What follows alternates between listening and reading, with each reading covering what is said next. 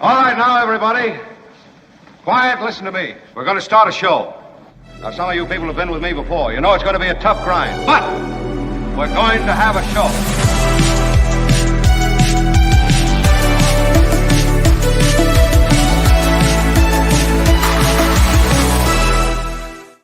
Happy post-election week, everybody. Nice to have you all in the mix.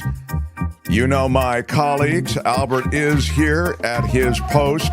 Albert, as thank the you. On-air producer and the after-show producer. We've broken our roles up quite effectively thus far. Kim is the pre-show producer and news person. Kim, how are you? So she's also, and she revealed this to us in our pre-show meeting, which, as you can imagine, is quite comprehensive. Kim revealed she is a huge fan of The View. What? I wouldn't say huge fan, but I do enjoy their takes on things. Yeah. Well, I'd say huge fan. I think you were really... I am here to tell all of you, my wonderful co-hosts, and my viewers at home that this is going to be my last season here at The View. How did you handle that, Kim, when Meghan McCain made that painful announcement that it was her last season at The View? Was that a tough day at your house? It was really rough. You know, I was worried about how baby Liberty was going to survive. Oh, baby Liberty, right. Hey, everybody, I promise you we'll get you through this. I've got some takes and breakdowns and smash the like button and all that with stuff. Your iron Let's rod. get it on. I am very comforted by our audience. Thank you. Many of you have sent me emails. I'll share a couple with you. Many of you have shared thoughts, links to things that you saw that were inspirational, that were comforting. I mean, I know most of you will be living in Spain by this time next year, and it's going to be a special kind of, maybe we could all get a group rate on the flight that we're going to take to Barcelona, our new home. Now, most of us don't really speak Spanish well enough to make it by, but we'll take care of that. You know, we'll have people, translators in place. We'll have classes every day and workshops. And before you know it, we will be Spanish citizens. I was reading an article yesterday about the 7 countries that you can get a passport in or citizenship in most easily. Among them, Ireland, they said. Right. The weather is so we bad. could go live in Portugal. Portugal, you know. there's a big expat community in Portugal, yeah. Yeah. I thought those I could go do with those. And apparently there are plenty of islands in the Caribbean that also, it's easy. All you have to do is pay a lot of money and they give you, they're selling citizenship. They're selling it.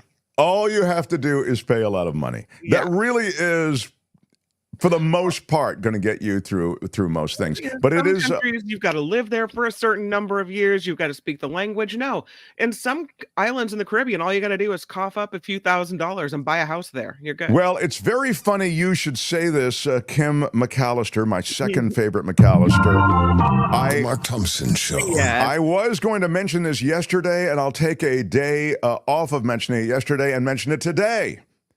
It was front page of the Los Angeles Times that so many Californians are making plans to move abroad that there is a massive industry in relocating Americans to foreign countries. As you say, you weren't the only one who was looking at, Ireland, Portugal. I know you weren't looking at it for yourself personally, but you were kind of looking at this article that was telling you about it. And you get this piece from the LA Times. This guy in Hayward, which is in the Bay Area, toured Spain with a company that specializes in scouting trips for Americans looking to move abroad. And now he's getting a specialized Spanish visa offered to remote workers. It's known as the Digital Nomad Visa. I hope you guys are taking this down, those of you who feel as though America is shifting in a direction that may become intolerable over the next few years. He's going to move within the next 3 years, this guy from Hayward. And he says if a regime like MAGA should take over, I feel like it's time to enjoy a life that's free from any American worry, is his quote. Wow. It's in France. There's a real estate agency that is holding a webinar today. It's called moving to France post-U.S. elections. What? Yeah. Bring yourself and your money to France. Exactly. I mean, there is no opportunity that any of these countries are going to miss to exploit this moment. Well, if we live in California, Governor Gavin Newsom came out today saying he's now moving to Trump-proof California's laws. He says that the freedoms we hold dear in California are under attack and we won't sit idle. He said, we faced this challenge before and we're prepared to fight in the courts. I know people that are taking down the American flag and putting up a California flag. Oh, well, that's that ought to do it, right? Yeah, right. The symbolism of being angry. That's the resistance. Hashtag resist. I have to say, in fairness, that in leading up to the election, just to be fair, because I do try to be balanced here. I think I've lit up the Democrats a bit. Give you the hard medicine. I haven't been one of those people who's been saying Kamala's going to win and look at all of that. I mean, I haven't. I've been worried. I felt that. Now, I did think that she'd win the popular vote. So I've been delivered the same cold slap in the face that everybody else has. But I'll double back to that in a second. But what I wanted to say was, but there are people, again, to be fair, who are on the other side, and their view is, and this was the case. And this is this robust new industry of moving Americans out of this country into other countries because they're so afraid of what's happening to the politics of this country. There were people who were afraid that Kamala Harris is going to win. Okay, these are right-wingers, and they feel that she's a crazy lib and she's a fanatic, and they attended their own symposiums on YouTube forums. Where to Move Abroad If Kamala Harris Wins is a title of one of those YouTube channels. And there's a Reddit channel called AmeriExit. And the politics of America has become so full of a toxicity and a radicalism, depending on how you look at it, right or left. Now you have to look at it as right, that these global migrations have become more and more of a real possibility. And there are global firms that specialize in moving Americans out. You have an invitation. Eamon Kelly has a spare room for you in Ireland if you get desperate. You know what? Look at that. I might be getting desperate. Yeah. The Irish just seem charming to me. Of course, maybe that's just the way that we digest. My father used to lecture on Irish poetry, and he's very much into Irish literature. And if I ended up in Ireland, it wouldn't be. But the weather in Ireland is just, I'm sorry. Don't knock France. Their government is only socialist compared with dictators in the USA, says SF Tesla. Yeah. Hey, look, France, if you're going there to get away from political problems, you may want to check that out a little bit more carefully. As SF Tesla has just noted, there are protests in the streets a lot. There is a dangerous kind of a teetering of things. Certainly in Paris, you saw some of that. Remember all the cops that were there for the Olympics? And that was out of a real concern that things really might go sideways. And by the way, that's been the history of France, and it's been the history of Europe for a long time. There's an activism there that we just don't have here. There's strikes every summer, and the trains aren't running because they're striking. The garbage is not being picked up because they're striking. So there's really a workers' movement in Europe and in some of these major European cities that we don't typically see in America. I would just be careful about where I moved. Finland is beautiful, says Copper. Yeah, Finland is gorgeous. Finland, I think, is a little tougher when you want to move there, but as Kim noted, it's all just about money. I'd love to live in New Zealand, says Nullifidian. New Zealand is just, is stunning. It's quiet, though, so if you're coming from the Bay Area or Los Angeles or New York or Chicago or Miami, or you better be ready for a more rural life in general in New Zealand is certainly my experience. I wonder if they'd ship your Coachella Valley coffee to Belize. I think they would. So? Belize, which is a great place to dive if you like diving, right, is closer. And they take U.S. money and they speak English, says D. Elliott. So All right. Well, we'll put together a comprehensive list. Oh, well, Randy says, I think people that would move out after an election loss like this are cowards. Oh, well, Randy likes to, he likes What to. the hell is going on in the United States of America? Yeah, Ron gets it. Of course, Ron moved out of the Bay Area when he didn't like San Francisco anymore and moved to Arizona. So there are people who are legitimately scared. If you belong to a certain segment of a population, you've heard them talk about mass deportations, right? So even if you're here legally, you maybe wonder if you're going to be at risk. If you're in a same-sex marriage, if you whatever. I mean, so there are a lot of people who feel under attack. Sure. You have to be careful because the place to which you're moving may also be a place that's not that friendly to whatever your interest is. Sally in Cali says, happy birthday to your favorite Sally. She is my favorite Sally, and she is in Cali. And can you guess how old I am? With a $65 contribution to the show as a super chat, I'm guessing she is 65. Yeah. Happy birthday. Congratulations, Sally. Wow. Yeah. 65. What happens at 65? You get a bunch of stuff, right? You can... is that when you get to claim exactly. Social Security and Medicare and all that? I think you can claim Social Security. Isn't Social Security 62? Maybe 65. Oh, I don't know. But anyway, very Happy cool, birthday, Sally in Cali, and thank you for thinking of us on your birthday.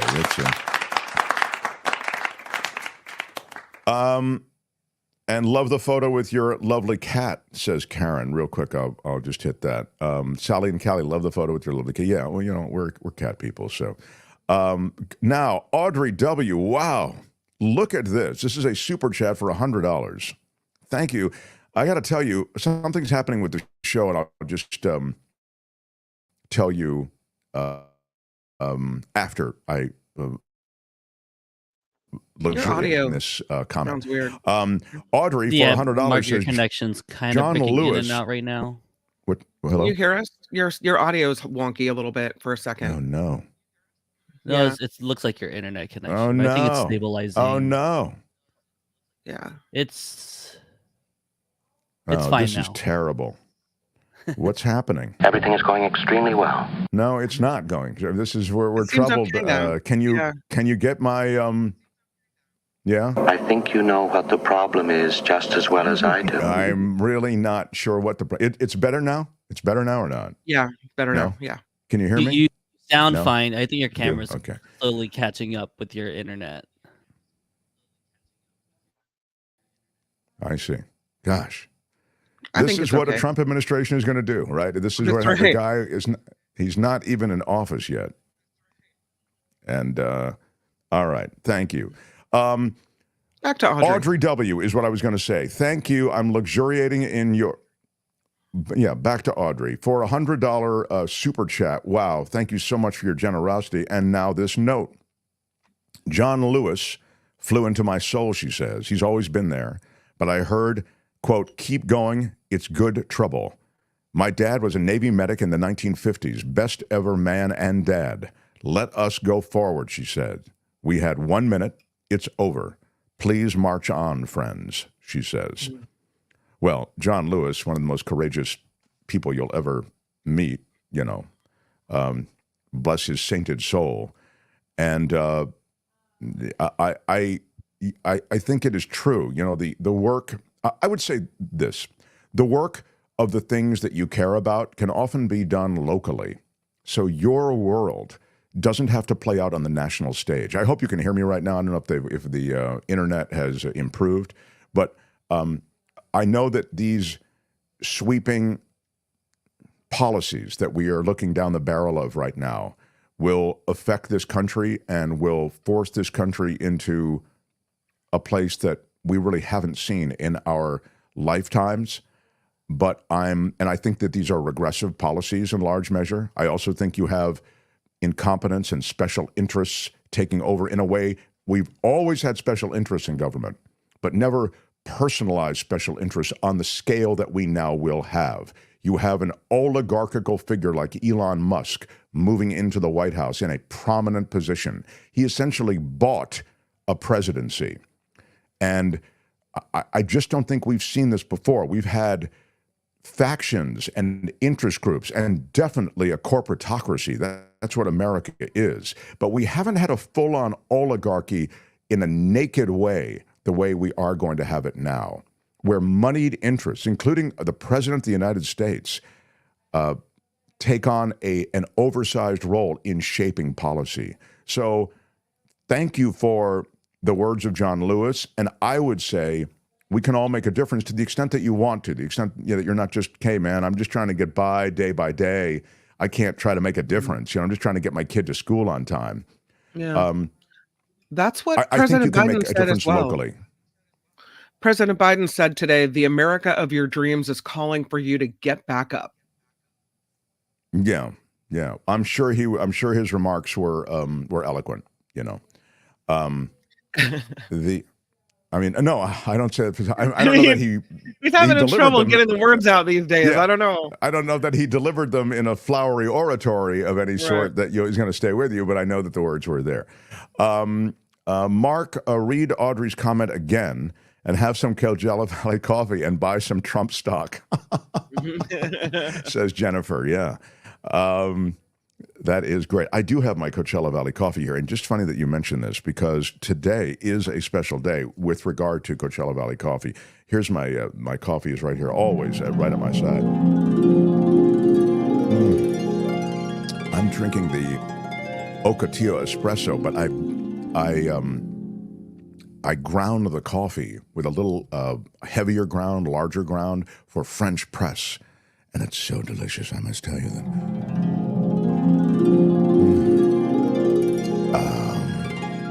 We have a full picture of the Coachella Valley cold brew that's on the counter as well this morning. Wow. Now, I wanted to mention you should listen to the Biden speech, says Wendy. I will listen to it. Look, I think Joe Biden, and I know the complexities of this election include Joe Biden and a huge mistake on Joe Biden's part. Mm-hmm. And that mistake, I believe, was associated with ego and an inability to give up power. And let me say this in fairness to Joe Biden on that issue, and then I'll speak in greater fairness to his administration. But on just that issue, I think it's very hard to give up power when you think you're making a positive difference for the country. It's not just a naked power grab. Biden, in his heart, I'm sure, believed, hey, I'm helping this country.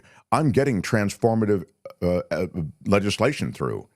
I'm not going to step back at a time when I still have a vitality to my administration. I may be old in age, but I'm still able to make a huge positive difference for this country that I've dedicated myself to, that my son has, died in service of, if you want to think of it that way. I mean, I understand that he didn't die in battle, but, he did actually serve in the U.S. military. And I think that when you look at that, that is part of the arithmetic that Joe Biden did. The problem with that, of course, is that it created a massive issue for the Democrats. He was a problem candidate, unable to really administer the campaign as it needed to be administered. He wasn't able to prosecute the campaign. He wasn't able to show up and campaign the way he needed to. His age and his inability to form coherent thoughts in an emphatic and impassioned manner, that had a wildly negative effect. And so he, I'll just say, was forced out. I mean, we can have the conversation about he realized when he looked at the polling numbers that Pelosi showed him, Obama called him, whatever it was. I mean, he got to the conclusion that this wasn't a thing that he was going to go forward with anymore. But he got to that conclusion way too late. So he wasn't adherent to that thing that he'd said he was going to do, which is just to be a one-term president. And now, to again be fair, he did great things to normalize things from the wild chaos of COVID. He took over an administration from Donald Trump that was in total chaos and free fall from COVID. You had vaxxing, anti-vaxxing, you had closures, reopenings, closing, you had constant updating of information from the CDC, social distancing, not social distancing. You had all these special interest groups, the whole anti-vaxxing movement, which RFK Jr. really built his rep on, his modern rep, was birthed and was one of the things that supported Donald Trump's victory in this latest election. That was all the result of this wildness. The economy was on its side. And that's why when people say, well, weren't you better off 4 years ago than you are today? No, I wasn't. It was an absolute horror show 4 years ago. So Biden did all of those things. And I think carrying that, he felt, I can do more. I'm just giving the guy credit for being sincere. It was more than just a power grab. He was more than him just, hanging on to the chair in the Oval Office saying, no, you're never going to get me out of here. I love being president. The problem is that by the time he realized that he had to leave, again, maybe he was forced out, whatever, it was too late to really have a primary, I think. I mean, I know that there were calls for primaries, but there really wasn't a lot of time left. And you ended up with Kamala Harris being the only choice. And the reason for that is because the machine that was the Joe Biden candidacy, full of money and personnel and a plan, a political strategy to win re-election, that was all in place and could only be used by Kamala Harris. It would have been very difficult to blast that money over to another campaign if, Amy Klobuchar had decided to run, for example. So I think that left Kamala Harris with the situation that we talk about, and that is, I didn't think she was a very good candidate. I've always said that, but I thought she did a really nice job. I thought, given the fact that she had to define herself and given the fact that she had to also fight off the blasts of Donald Trump, I thought she did a fine job. The problem is we'll be getting into this later in the show, when you really look at the demographics of the whole thing and you look at the way people and voters went, it was a repudiation of Joe Biden in a way. It was a repudiation of the administration and of what's going on now. And you really had an embracing of what they saw, and this is a bizarre thing to say, but in Donald Trump as a change agent. And so weird. It's bizarre because he's not a change agent. You lived through 4 years of him. I mean, this is absurd. He's not a new face, nor are his policies going to be new. You know where he stands. And so I found the whole thing a little confounding from that standpoint. And I found the repudiation of Kamala Harris / Joe Biden administration, I found it a little bit puzzling. I really did. Do you think that if Joe Biden had stayed in the race, that the results would have been different, that maybe America had a problem voting for a woman and a woman of color at that, and that even though he's older, maybe looked a little feeble at the first presidential debate, that men in America would have somehow been more motivated to vote for him because of his gender? I don't think it would have been different. As I've just said, I think the voters repudiated the administration that is in power now. So I think Harris and Biden would have suffered the same fate. It would have been a different kind of attack that Trump launched, but he essentially launched the same kind of attack on the administration's decisions: Ukraine, the economy, the border. I mean, it would have all been exactly the same. I think that if you actually look at what was important to people, those were the issues. And if you look at his approval rating, it's so low. I mean, there just is no historic precedent for a president who has that insanely low approval rating to ascend to another 4 years in office. So I don't think it would have changed it at all. And that kind of was the predicament that the Democrats were in. That's kind of what I'm saying. When she got into the race, she's having to own the Biden administration and yet individuate somehow, separate herself. And the reality is that I thought she did as good a job as you could do But obviously, there were a couple of inflection moments where I thought she booted it. And no one's going to be perfect in a campaign, to be fair to her.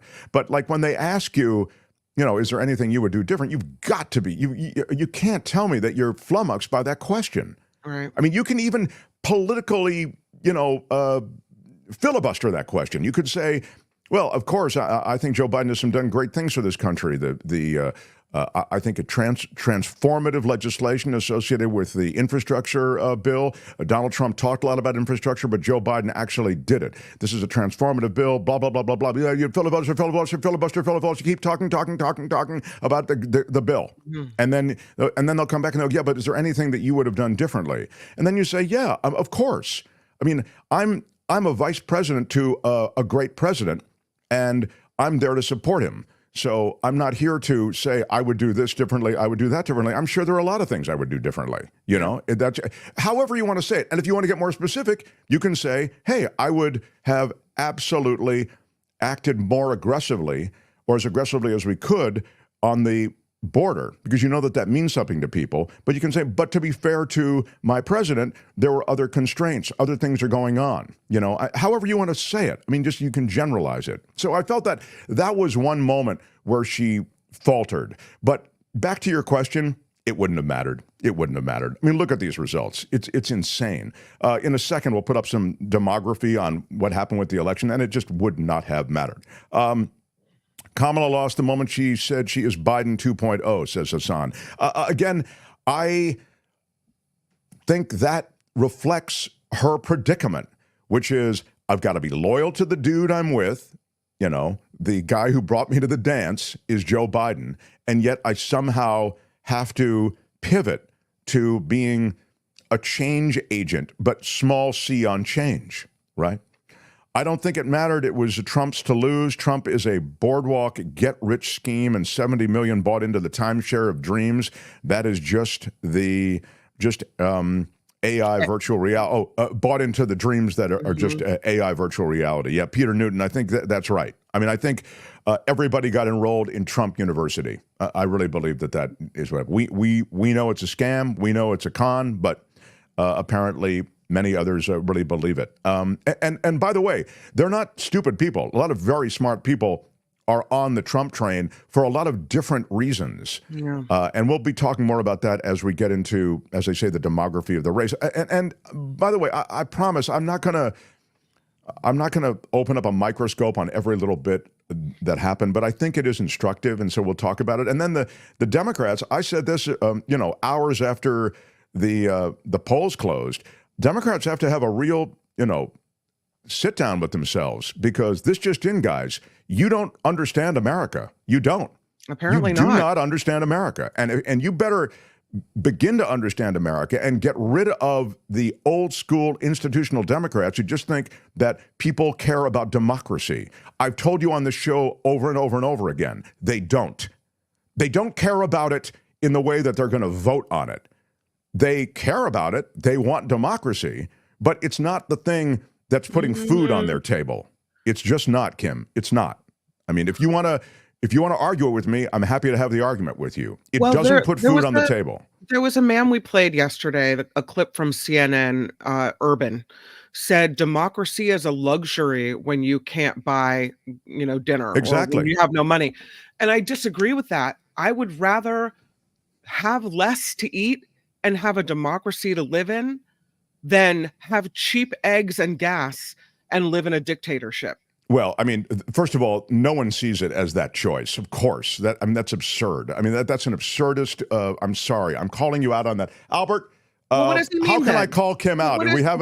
What does he mean then? Democracy is a luxury when you don't have money to put food on the table. He means from a political standpoint, to underscore democracy is a losing argument when it faces off against economic peril. What I'm saying is dumb. That is dumb. The people that have fought and died for democracy in this country, you're going to give it up because we're going through some tough economic times? Democracy has to be the center point of America. How can you say that democracy is somehow less important than the economy? Democracy is it. If we don't have that, it doesn't matter how much money you have. We might as well live in pick a country. Let me just say, first of all, this democracy thing. I mean, this is part of a much bigger conversation, and we've got the Roastmaster General waiting, but I very much want to have it with you, and I'll just give you this preview into what I would say to you in a longer conversation. When you say democracy, what do you mean? What is it that when you say democracy, and you say then democracy is the centerpiece of this country and it's everything, it's the, okay, then Sure. what does that mean? What I mean is the Constitution. What I mean is the freedoms that we have as Americans. Exactly. Because You mean the freedoms. There are people Right. in other countries that don't have that. There are people in other countries, they can't just pick up and travel. They have limited range of movement. The government tells them exactly what they need to do. You could live in China. You don't have freedom of speech. You don't have many rights. You could be thrown into prison in the middle of the night for doing God knows what. So you mean freedoms, and I agree with you. But when you say democracy, that's not the way people hear it. And I'm trying to explain in just a general sense why the electorate doesn't respond to the word democracy, because they don't hear it in the same way you do. Democracy, because in truth, democracy isn't the freedoms you talked about. It's not the Constitution. Democracy is my vote and your vote, and we elect somebody. That's what democracy is. There's nothing in democracy that's associated with freedom, okay? So we could elect somebody democratically through the democracy and lose all our freedoms, because that person we elect takes them from us. So you're talking about freedoms, and I'm making an important distinction here, I think, because I'm trying to say, if you guys and Democrats feel as though that's the thing that you want to communicate, then you've got to find a better word for it and a better argument for it. I'm telling you, democracy is this ethereal thought. It's vague. It really is, Kim. And I don't think it faces off well against things like the economy and immigration issues. Clearly, I'm right, because look at the election. So more on this later. But your MAGA hats on the way to you in the mail. Yeah, I mean, no, this is it. This is it. Kim is talking about liberty. Exactly. Liberty's a much better. And, you know, if you had Trump's campaign message was Trump will fix it. So in that sense, he's going to fix the economy. Yeah. Again, we'll talk more about the election. And look, I think it's instructive to talk about this election. I think there's a lot about America that's reflected in this election. But when we talk about democracy, again, it's about freedoms and liberty. I like that point. And by the way, liberty would have been a better word. And freedoms, you could have spoken about women's reproductive freedoms. You could have talked about the freedom that we all have. No, again, but that matters. And here's the last thing I'll say, and our poor Roastmaster General is waiting. This is the last thing I'll say, because I was very surprised by this. This is something I was wrong about. And you know, I'm very seldom wrong, everyone. Do you know who I am? I really am. I'm kind of a big deal. If you've watched this channel for a while, I'm very seldom wrong. So here is something I was wrong about, and I own it. I said that if women's reproductive rights was on the ballot in critical states, it would bring, women to the polls. You didn't have to bring them, because they would feel the need and the they would feel compelled, and they should feel compelled to roll back these ridiculous pieces of legislation and this ridiculous Dobbs decision. So I felt that if you put that on the ballot, it would juice return. It would juice the number of people who voted and returns, and would be followed by a vote for Kamala Harris, for the Democrats. Because how can you vote for protecting women's reproductive freedoms and not vote for the Democrats, who are all about protecting women's reproductive freedoms? Well, it was just the opposite. People went to the polls. Look at Missouri, for example. And this is the most insanely radical state when it comes to abortion laws, okay? Women can't get an abortion. It's virtually it's an open and shut from point of conception, virtually. They went to the polls and they rolled that back. Now women can make that decision, the difficult decision to have an abortion often. They can make that decision and get an abortion in Missouri. But who carried Missouri? By a lot. Donald Trump. Now, it's a red state, to be fair. But my point is simply that was played out in other states also, in which abortion was on the ballot. So women came to the polling place, but they ultimately cast votes to protect their reproductive freedoms, but also to elect Donald Trump. I was wrong about that. I thought they would go Kamala Harris. So Kamala used the word freedom often in her campaign. Okay, well, maybe she did. I certainly just felt I heard a lot about democracy. Lesky Alfonso Martinez says, in 1959, Cubans saw in Fidel the solution to inequality and other mainly economic problems. They let him do and supported him in every step, even giving up the 1940 Constitution. The rest is history. Yeah, I think this is exactly right, Lesky. I think Hitler rose to power in the economic ashes of Germany. There's no question these guys rise to power in dark times economically, and then they take away all of your liberties. It's a scary time. Now, I'm sure there are people watching who are Trumpies and MAGA people or MAGA adjacent or Trump adjacent, and they're going, gosh, man, you lefties, you libs, you really you make everything so dramatic. Donald Trump is going to take away your... So, listen, this is to be continued, but I think it's not... I'm not saying that Trump will do that, but I am saying that lefty's right. Lefty's left. Lefty's correct when he says that there is certainly historical precedent for using tough economic times, and these aren't really even as tough economic times as some of the others to which he's referred, like what was going on in Cuba, what was going on in Germany, etc. So if people think the prices will come down under a Trump-Vance administration, they are fools, says Nullifidian. All right, to be continued, everybody. The Mark Thompson Show. How do we lose control of the show, Albert? I blame... You can blame me. I'll blame Kim on Kim, that. how are you? You really do. I mean, I was sitting around for Well, maybe it's my fault. All right. Let's take a nice break. First of all, I have to get a sip of my Coachella Valley coffee, which, as you know, is the finest coffee on earth. And it's not just coffee. They have tea. They have every other kind of imaginable, beautiful beverage to warm your heart and your soul. They're great people. And the guy who started Coachella Valley Coffee is a guy who began not only with a sense of the kind of coffee that he wanted to roast and source, but with a moral compass that's really cool as well. He is the Roast Master General. Cliff, everybody. Good morning. How are you? Look, I put on We are okay. You had to... I put on my new clean shirt. You look great, always. You crash land, of course, in our show as as we're throwing political fireballs at each other. But it's really great to have a break and just talk about something delicious. Zen moment. Yeah, Zen moment, exactly. Wow, I've just seen you expand. You were this little roastery, and you've really expanded. I'm so delighted for you. You were at the tennis tournament there. That's a huge tennis tournament in the BNP, right? Yeah, last year we were there and they built us a coffee house in one stadium, gave us a 40-foot square tent. This year they're building us another coffee house. So we'll have 2 coffee houses and a tent. And we were out there last month and all the powers that be sat us down and they said, we want to talk about your operation. I thought, oh, Lord, what did I do wrong? Because that's the way my brain works. And they said, of every coffee vendor we've ever had, you guys doubled their sales. You had lines of 100 people. We kept sending people over to help, but then we realized we were in your way. I said, you were. We kind of understand how to do this and do it very quick, but we're blessed. We are at the Tennis Gardens. We just picked up the last restaurant at PGA West. So this year we should be at the American Express Challenge, that little golf tournament that happens out there.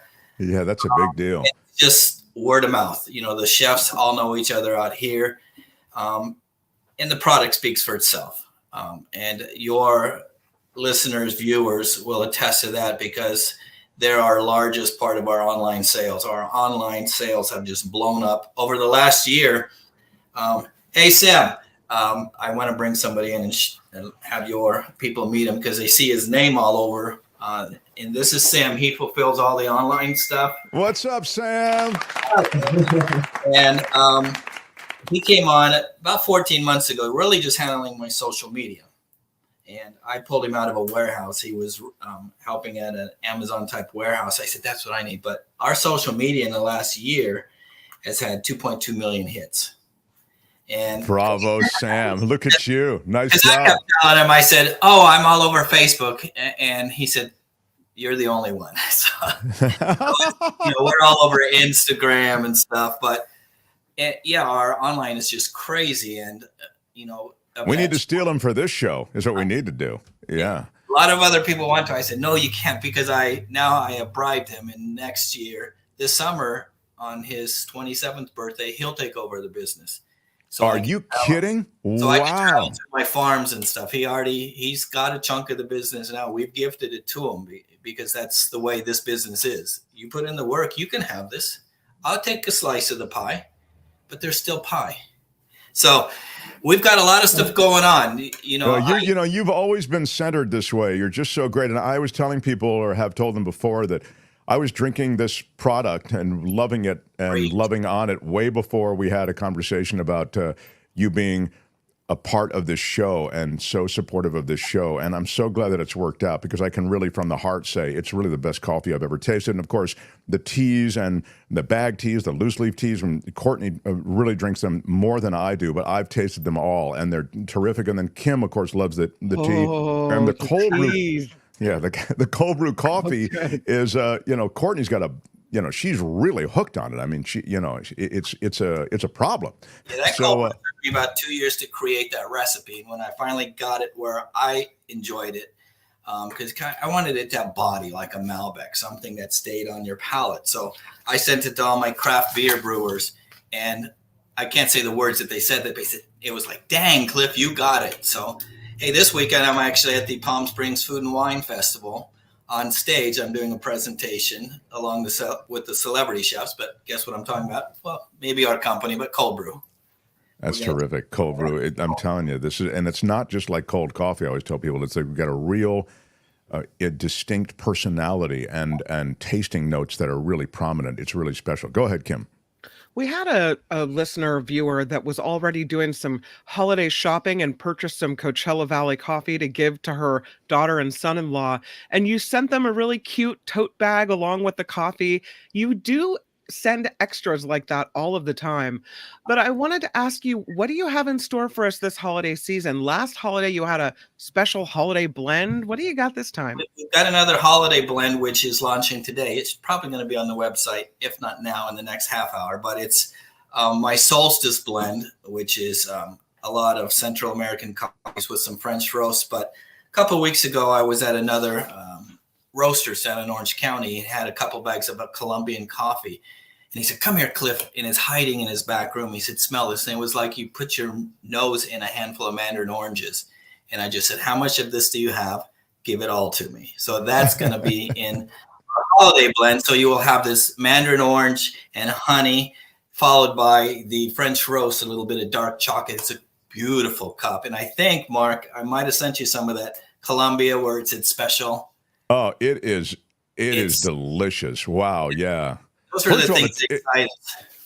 The aroma on it. You just open it up in the bag and it's like, oh my God, it's so different than just even the French roast, which has a very strong aroma as well, Right. And so that launches, and then we'll have some gift boxes to go with that. You can get your holiday coffee, and then we're going to set up an option where you can get your travel mug, but we will put whoever's name on the mug you want. Oh, that's cool. The option. We'll include a holiday card. We will handwrite a holiday card for you. You just tell us what you want written on it. Of course, it might be $2 or $3. I got to pay for the card, but that'll be part of the gift box option. And then we last weekend we were working on teas, because we do have a lot of teas, and your people are just tea fanatics. But we have a winter solstice herbal tea now, and so we start with a rooibos tea, which is non-caffeinated, so there's no caffeine in this. But have you ever had the ponche, a Mexican fruit punch over the holidays, where they boil apples and oranges for hours and hours in cinnamon? This tastes just like it. So it's got cinnamon, anise, dried apples, peaches, blueberries, and what other fruit? And golden raisins. So it's all in this tea, but you just steep it for 4 or 5 minutes, because there's some bigger chunks of ginger in there. It's an amazing cup. It's going to blow people away. And these are the things that just excited.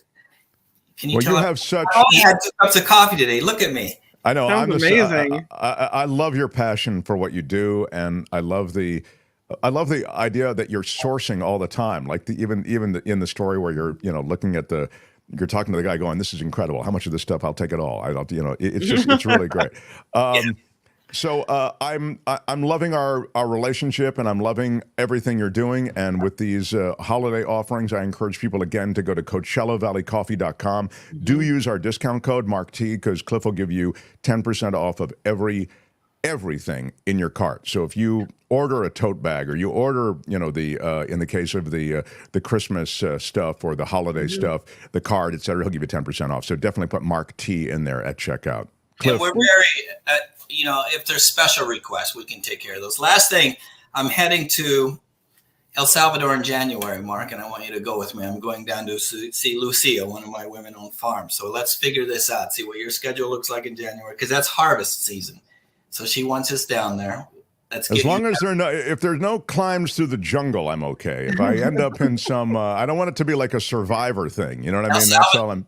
El Salvador turned around. When I was last there in 2019, it was scary, but now it's one of the safest countries. Well, I'd listen. Let's talk about that, because I habla de español a little bit, and I'd like to brush up on it. Okay.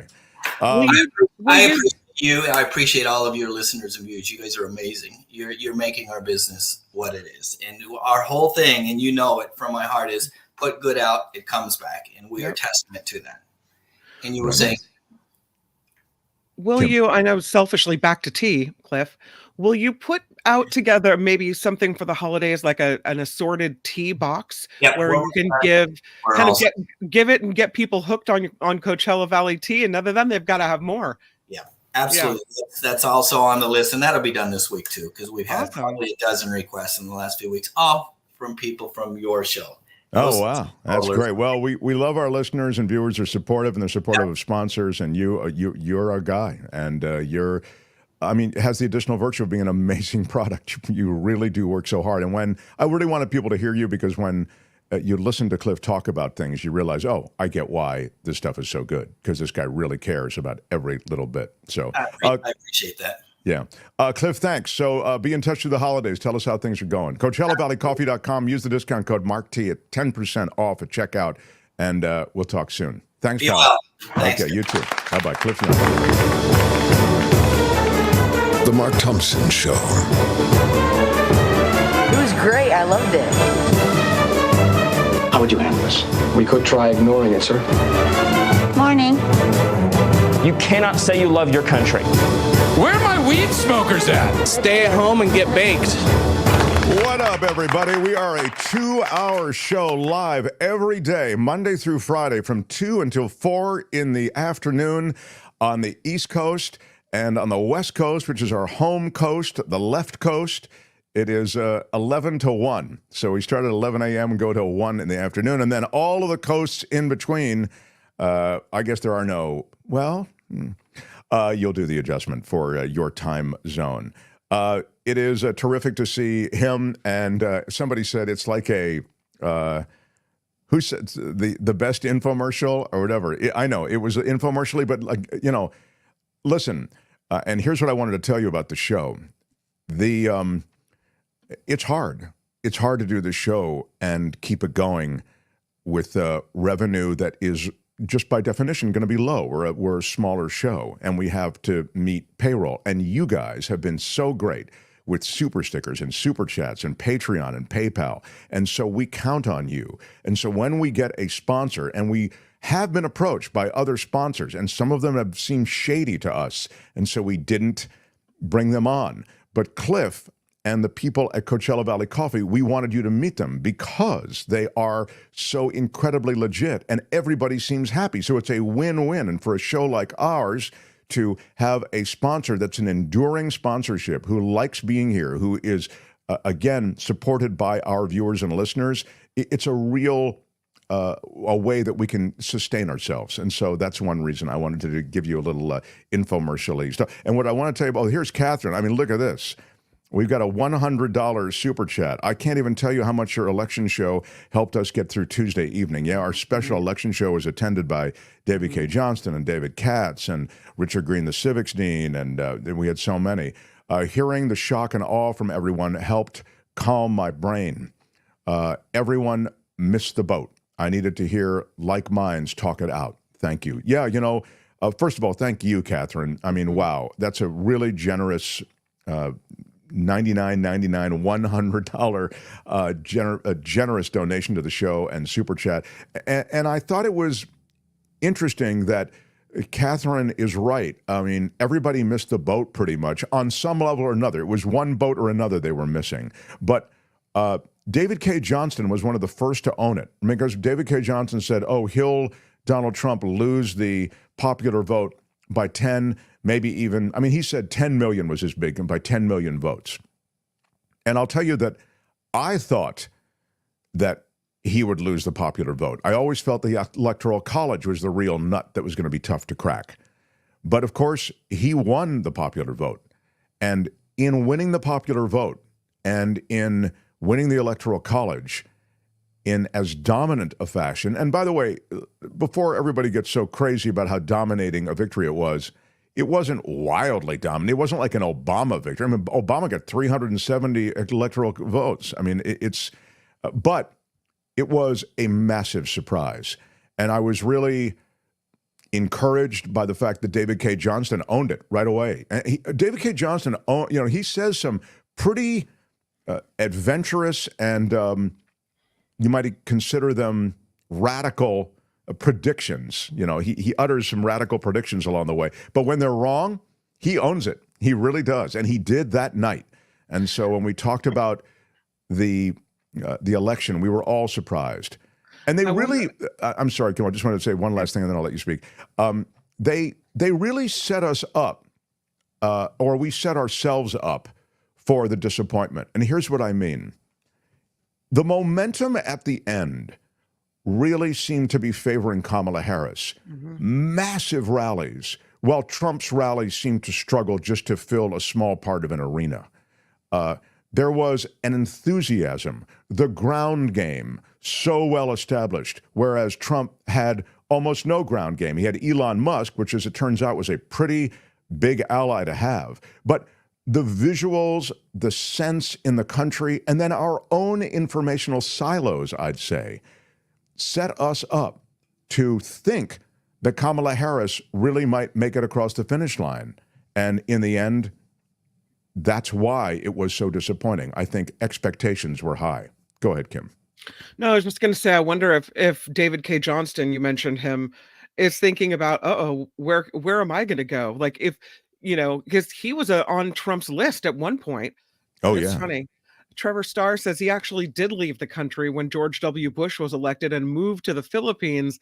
He said, I wish I could leave again now because Trump is so much worse than even Bush. Well, I thought that's fascinating to know that you did leave the country. And it's always interesting because it's not easy to leave the country. So it's always interesting to talk to somebody or learn from somebody that they'd actually done it. Mm-hmm. I was really, George Bush, the younger, was an awful president. He was dim, okay? He was not that smart. And he's still alive. I would imagine he's not gotten any smarter. And he created an excuse to start a war, the war in Iraq. And we know what happened. We know all the people who paid dearly with their lives for that war, Americans and Iraqis. Mm-hmm. And we saw the quagmire that Iraq was. And by the way, many of us were screaming this from the rooftops before that war started. I mean, I had huge arguments with people about this. To me, it was the most lunatic, insane thing you could even consider doing, going into Iraq. But he clearly was, preloaded, if you will, to do it. And with Dick Cheney at his side, you know how I feel about Dick Cheney, I'm disgusted by George Bush. And so I get to this. When I heard the news yesterday that George Bush congratulated Donald Trump on his win, I thought, yeah, birds of a feather. You can't get George Bush prior to the election to be like so many other high-profile Republicans to endorse Kamala Harris, for example, or to speak out against Donald Trump. He though, was quick to the phone to call the incoming president, who, again, has the potential, we'll see, I mean, maybe he'll surprise, but based on articulated plans, Project 2025, which we'll get to in a little bit, is spring-loaded to go toe-to-toe with, or neck and neck with George Bush for a presidency that really may turn America on its side. Wendy, from South Africa, we get this.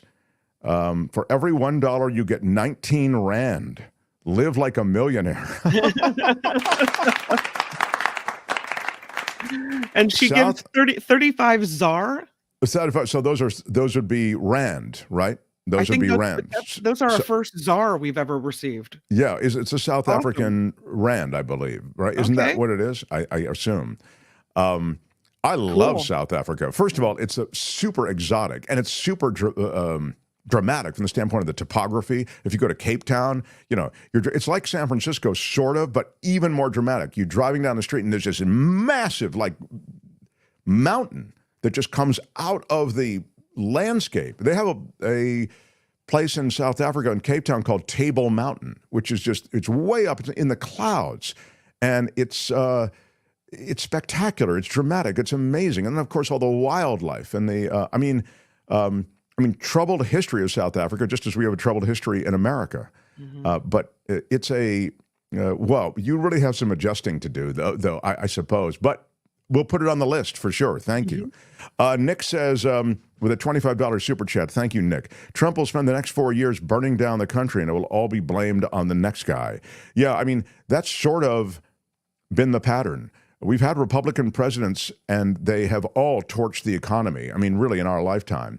And then Democrats have to come in and clean up the mess. We know that Trump is going to run that deficit way up. He'll do it with tax cuts primarily in the early going. Now, I don't know how he's going to pay for his mass deportation stuff. That's another thing that's just insane. I think it's a fever dream he has, and he found a thing that was, it's a little like, I'm going to build a wall and Mexico's going to pay for it. You just can't deport all of these people. I talked to you about it yesterday. There are no mechanisms in place to deport all of these people, so you'll have to build those mechanisms. You'll have to expand ICE. He says he's going to use the military to go into play. You're going to have to change the role of the military to go into these various places and arrest people and deport them. You can't just deport them. They have to go through a process, and even if you streamline that process has to be created. All of that costs a lot of money, and that will just run the deficit up higher. So I don't know. I mean, in addition to, you know, whatever feelings you have about the policy to begin with. So California should secede from Trump land, says Trevor Starr in Hollywood. Yeah. Well, there's a lot of talk about secession. Didn't you tell me, Kim, that someplace in where Illinois. It's Illinois. There are 7 counties in Illinois that voted in favor of secession, splitting from Cook County. They don't want to be a part of Chicago anymore. Wow. They want to form a new state. Jeez. Yeah. In some cases, they want to maybe go to the state that's nearby. They don't want to be part of that anymore. Just unreal. 7 counties. They said, wow, it's an organization called New Illinois. And they've been pursuing the formation of a new state separate from the current state of Illinois, urban Cook County, and Chicago. They've been trying to do this for a couple of years. And now voters have said, you know what? That's not a bad idea. Imagine. What was your, there are parts of Northern California that also want to secede and have wanted to secede for forever. Far right? north, near the Oregon border, they want to become Jefferson, the right, state of Jefferson. Yeah. And they've had, you know, they've been around for years as well, but they've never really gotten much movement. Just not wild. Like this. I mean, this voters are like, sure, sounds good to us.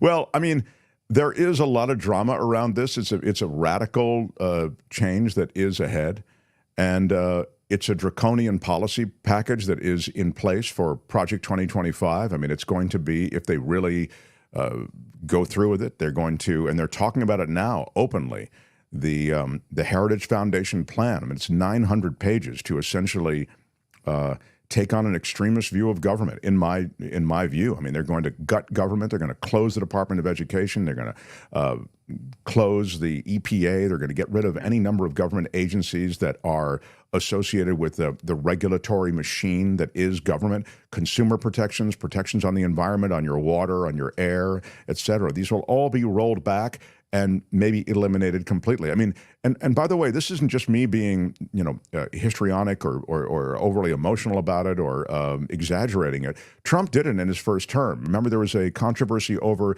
the purity of the water. It was running afoul of the Clean Water Act, and there's certain levels on particulate matters, on certain poisons and toxins, and how much can be in water in America. And the Trump administration said, because industry was saying, hey, we can't meet these standards. We're having trouble and we're getting flagged by the EPA.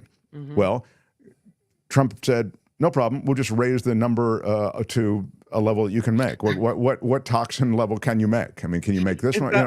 We don't have COVID if we don't test for it. That's it. Thank you. It's exactly that.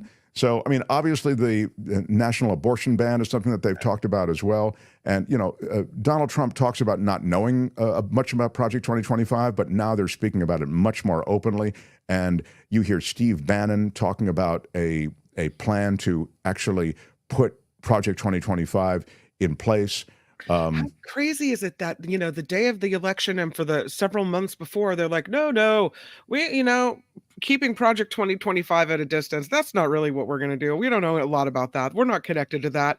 The day after the election, they're coming out and saying, all right, let's get this Project 2025 on the road. That's right. They're peacocking about it. Wow. They're peacocking it on podcasts. They're peacocking it about it in interviews. And even if Trump doesn't explicitly endorse Project 2025, you understand that the policies, the staffers, the personnel associated with Project 2025, they are going to be in the Trump administration. Again, this is not just me saying it. They are going to be there. Think just from the standpoint of the poster child for that kind of thing, a Steve Bannon, okay? So there are a bunch of little Steve Bannons who are all associated with that Heritage Foundation, Project 2025, and they are going to be this new Trump administration. So again, you don't need him to endorse it. What you have is a GOP that is poised to reshape government in the manner that they have articulated. And as many have said, I mean, they've told you what they want to do, and they are now going to do it. And they are in a position now to not do it with any sort of restraint the way they kind of did it the first time. They were they didn't know where the men's room was when they won in 2016, right? Now they really know where things are. The plan for the first 100 days was interesting. The Guardian had a piece. I can't find it now, but oh gosh, sorry. I thought I had it and now I don't. Just while I'm on it, let me talk about, I'll wait for David Katz, who's coming on in a second. I want to ask him about Jack Smith. Jack Smith is essentially unwinding all of these cases that he had against Donald Trump. Well, it's over. He knows it's over. But there's a reason that he is unwinding them as opposed to just letting them sit there. Then he'll be fired and somebody else will take care of it. And the reason is, I think, and I want to ask David Katz, that they can be reanimated and brought back to life. Now, I mean, by then, Trump will be 83 or whatever it is. So, I mean, who knows? But it's definitely an interesting legal question. And there was a legal question from yesterday we're going to ask David about. Trump had promised to get revenge against his enemies. And The Mark Thompson Show. Here are his targets. He is saying that he's going to go after Joe Biden. Mm-hmm. He says that he should be arrested for treason. I will appoint a real special prosecutor to go after the most corrupt president in the history of the United States, Joe Biden, and the entire Biden crime family. Vice President Harris, her failure to control migration, people were murdered because of her action at the border, he says, and he is going to go after her. Former President Barack Obama, He accused Obama of treason for what Trump describes as the FBI surveillance of his 2016 presidential campaign over its ties to Russia. And this is just this year, this past summer. He said he wants public military tribunals for Obama.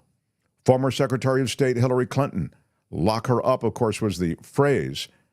And he didn't really go after her. But in just June of this year, he said that she should face some sort of criminal prosecution, and the same sort of criminal prosecution that was brought against him. Wouldn't it be terrible to throw the president's wife and former Secretary of State into jail? He said. Nancy Pelosi, he wants to go after her. Letitia James, the New York Attorney General,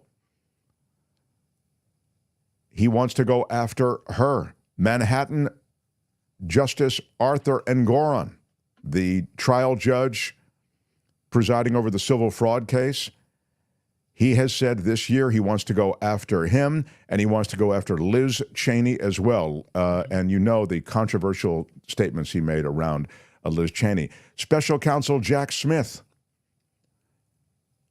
I want to ask David Katz about that Jack Smith situation in regard to the ongoing legal process with Jack Smith, and I'll get to David in a second. And then finally, Manhattan District Attorney Alvin Bragg. Essentially, if your fingerprints were on or around any legal case against Donald Trump, he wants to take retribution against you.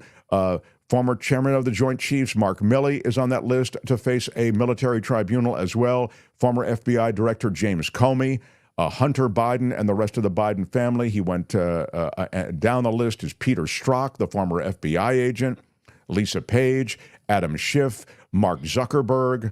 I mean, it goes on and on and on. Former Trump attorney Michael Cohen, former Manhattan Assistant District Attorney Mark Pomerantz, who quit Bragg's office initially. And then he gets to the Capitol Police. Lieutenant Michael Byrd and Representative Jamal Bowman. There are the 51 intelligence professionals who signed a letter about Hunter Biden's laptop. He wants to go after all of them. That was so. Again, will he?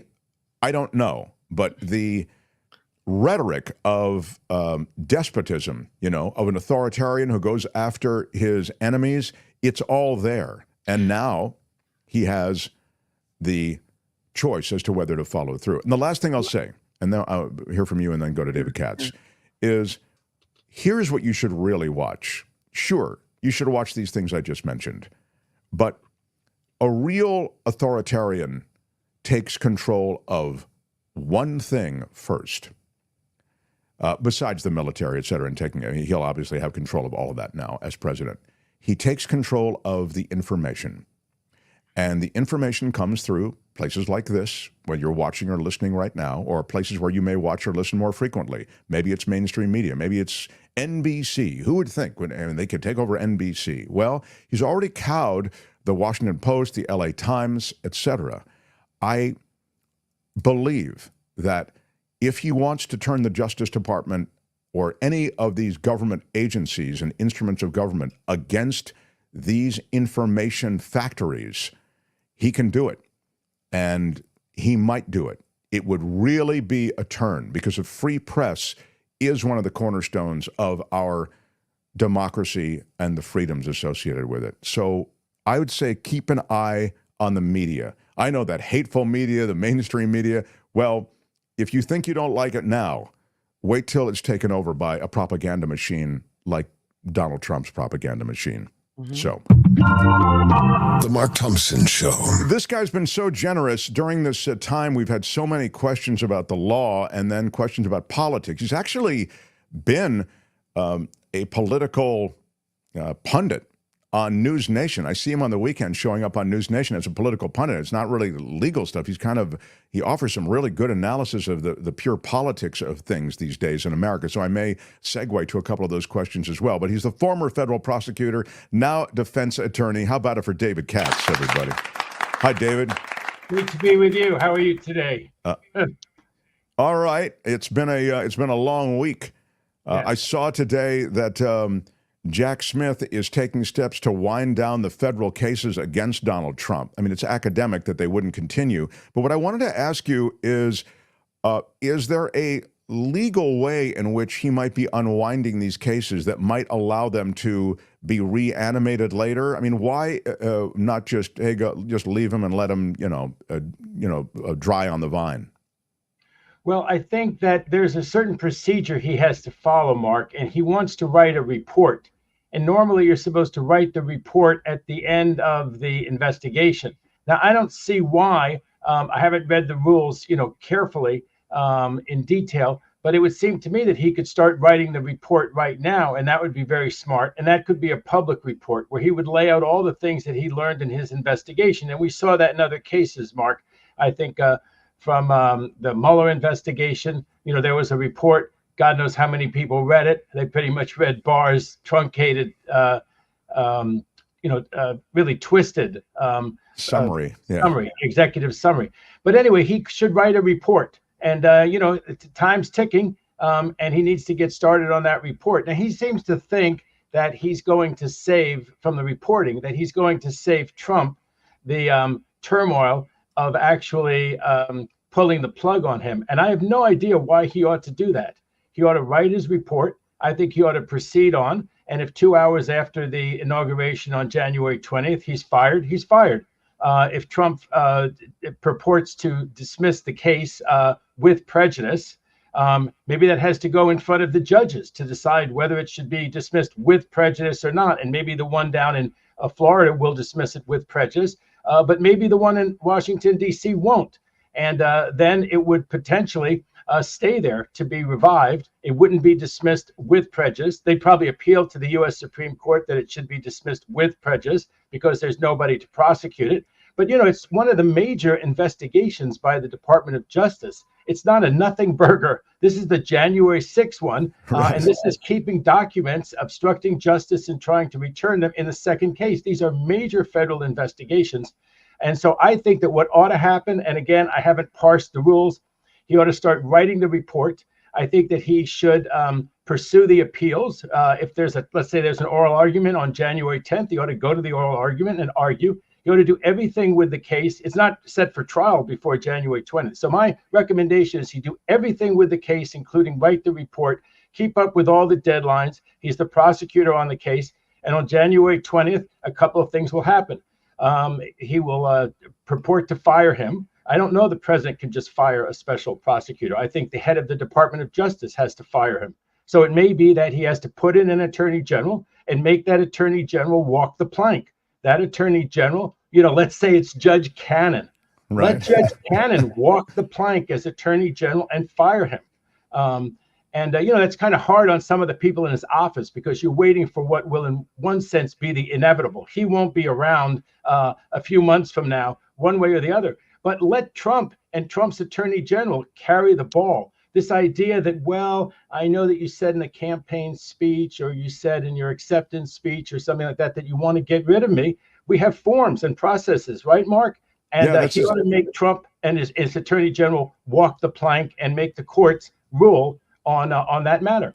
This is fascinating because I have not heard it anywhere else. The notion somehow that, hey, it's going to be noisy to fire Jack Smith and get rid of these cases. Make them make that noise. And well, that's why you invite me on, Mark. To do some original legal analysis on some of these major issues. But that's my take on it. Yeah, absolutely terrific. This idea that the Democrats don't want to do anything noisily. Look at how noisily Trump and his minions do everything. And guess what? The public kind of likes it. The public, including the base, as well as some of the swing voters, they want someone who's going to stand up and say, look, there are certain things that have to be done in a certain way. And no, I'm not just going to, be so, whatever you want to call it, discreet about it. Now, Jack Smith, he's appointed right now. He's the person who's in charge. And he's, one thing that's interesting is that President Biden kept on this guy Denham or Durham, who was investigating members of Biden's administration and people close to Biden. And because he was such an institutionalist, Mark, Biden kept him on. that guy actually, issued his report and everything else. Now, the argument on the other side is that what Jack Smith is there to do is to prosecute a president, and under presidential immunity, as well as under that famous DOJ opinion that kind of hamstrung Mueller, especially in Mueller's opinion, you can't proceed and prosecute a sitting president. And so as of January 20th, he'll be a sitting president. But again, let it be noisy. Let it be, I wouldn't say noisy, but so much, let it be according to the rules. Jack Smith, stickler for the rules, go with the rules and make Trump and Trump's attorney general walk the plank. And if there's court challenges to it that can be made in good faith, then Jack Smith ought to defend himself in good faith. Noisy was my term because I like that it will get attention. And I think that's kind of what you're saying. Hey, make them go through the process that will get attention and take America through what's actually happening. I get it. It may now be academic that these things are going away, but let's see them go away in the light of day as opposed to them vanishing in the darkness. One interesting detail is that he's also prosecuting two people who aren't the president down in the Southern District of Florida, right? And whether he's properly appointed or not is a live issue in that case. If he wasn't properly appointed under the law, then as special prosecutor, he can't proceed against the two people not named Trump who are charged criminally in federal court by him. And so I think all of that is not moot. And we get a ruling from the 11th Circuit. Now, again, Trump could just simply purport to fire him, and and tell his attorney general and his U.S. attorney down there in the Southern District of Florida not to pursue the case any longer. It might be that the courts, especially the 11th Circuit, would appoint a lawyer because that position has a right to be heard. You know, the U.S. Supreme Court just did that in one of its cases where they actually got the attorney general of some red state to agree with the Department of Justice. And this U.S. Supreme Court said, oh my God, no one is defending the other side of it. And they appointed someone. So it might be that they would appoint a lawyer, some very good lawyer, to carry the ball and to defend the fact that Jack Smith was properly appointed and that the prosecution of those two people who worked at the Trump property down there, Mar-a-Lago, that prosecution could go forward. So stay tuned. This one yet may be real interesting. So we've received a bunch of comments along the way, and whenever we get something that's sort of in the legal category, we put it to the side to ask you about it on Thursdays. And so it is with this next couple of questions. Phineas asked, should Jack Smith, and this is when this, I think you have to take off your lawyer hat because this is, I think, really a violation of legal ethics. But Phineas asks, should Jack Smith leak all the evidence he has on Trump, maybe release an unredacted Mueller report type thing? Well, obviously he can't do that and he won't do that, Mark. But, you know, the public report can be full of a lot of details. The idea of these special prosecutors is to bring to light things. So, you know, there's obviously some, you know, measured way that it's done. But as I recall, the special prosecutor report about President Clinton mentioned, and this was supposed to be now Justice Kavanaugh's contribution to independent counseldom, the fact that the cigar and Monica and where former President Clinton supposedly put the cigar. And that was released in a publicly released report. So that's the Kavanaugh standard of what ought to be in a special counsel report. And I think obviously once you set a precedent, you set a precedent for all time. That's why people are reluctant to set precedents, because guess what? The other party, the so-called other side, will follow through with the precedents that you set. You know, what's good for the goose is good for the gander. I love that example. Wow. Yeah, it reminds me of the Ken Starr hit job that was supported by now, as you say, Supreme Court Justice Brett Kavanaugh. Here is and wow, that would the report that would have that same kind of hit job quality that Ken Starr offered up on Bill Clinton.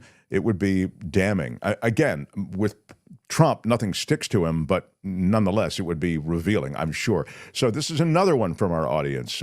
Joan asked, can Biden pardon all the people Trump says he wants to put in jail? Can he preemptively give all of these people some sort of legal cover? Well, I hope people keep sending in their questions, because that's a great one.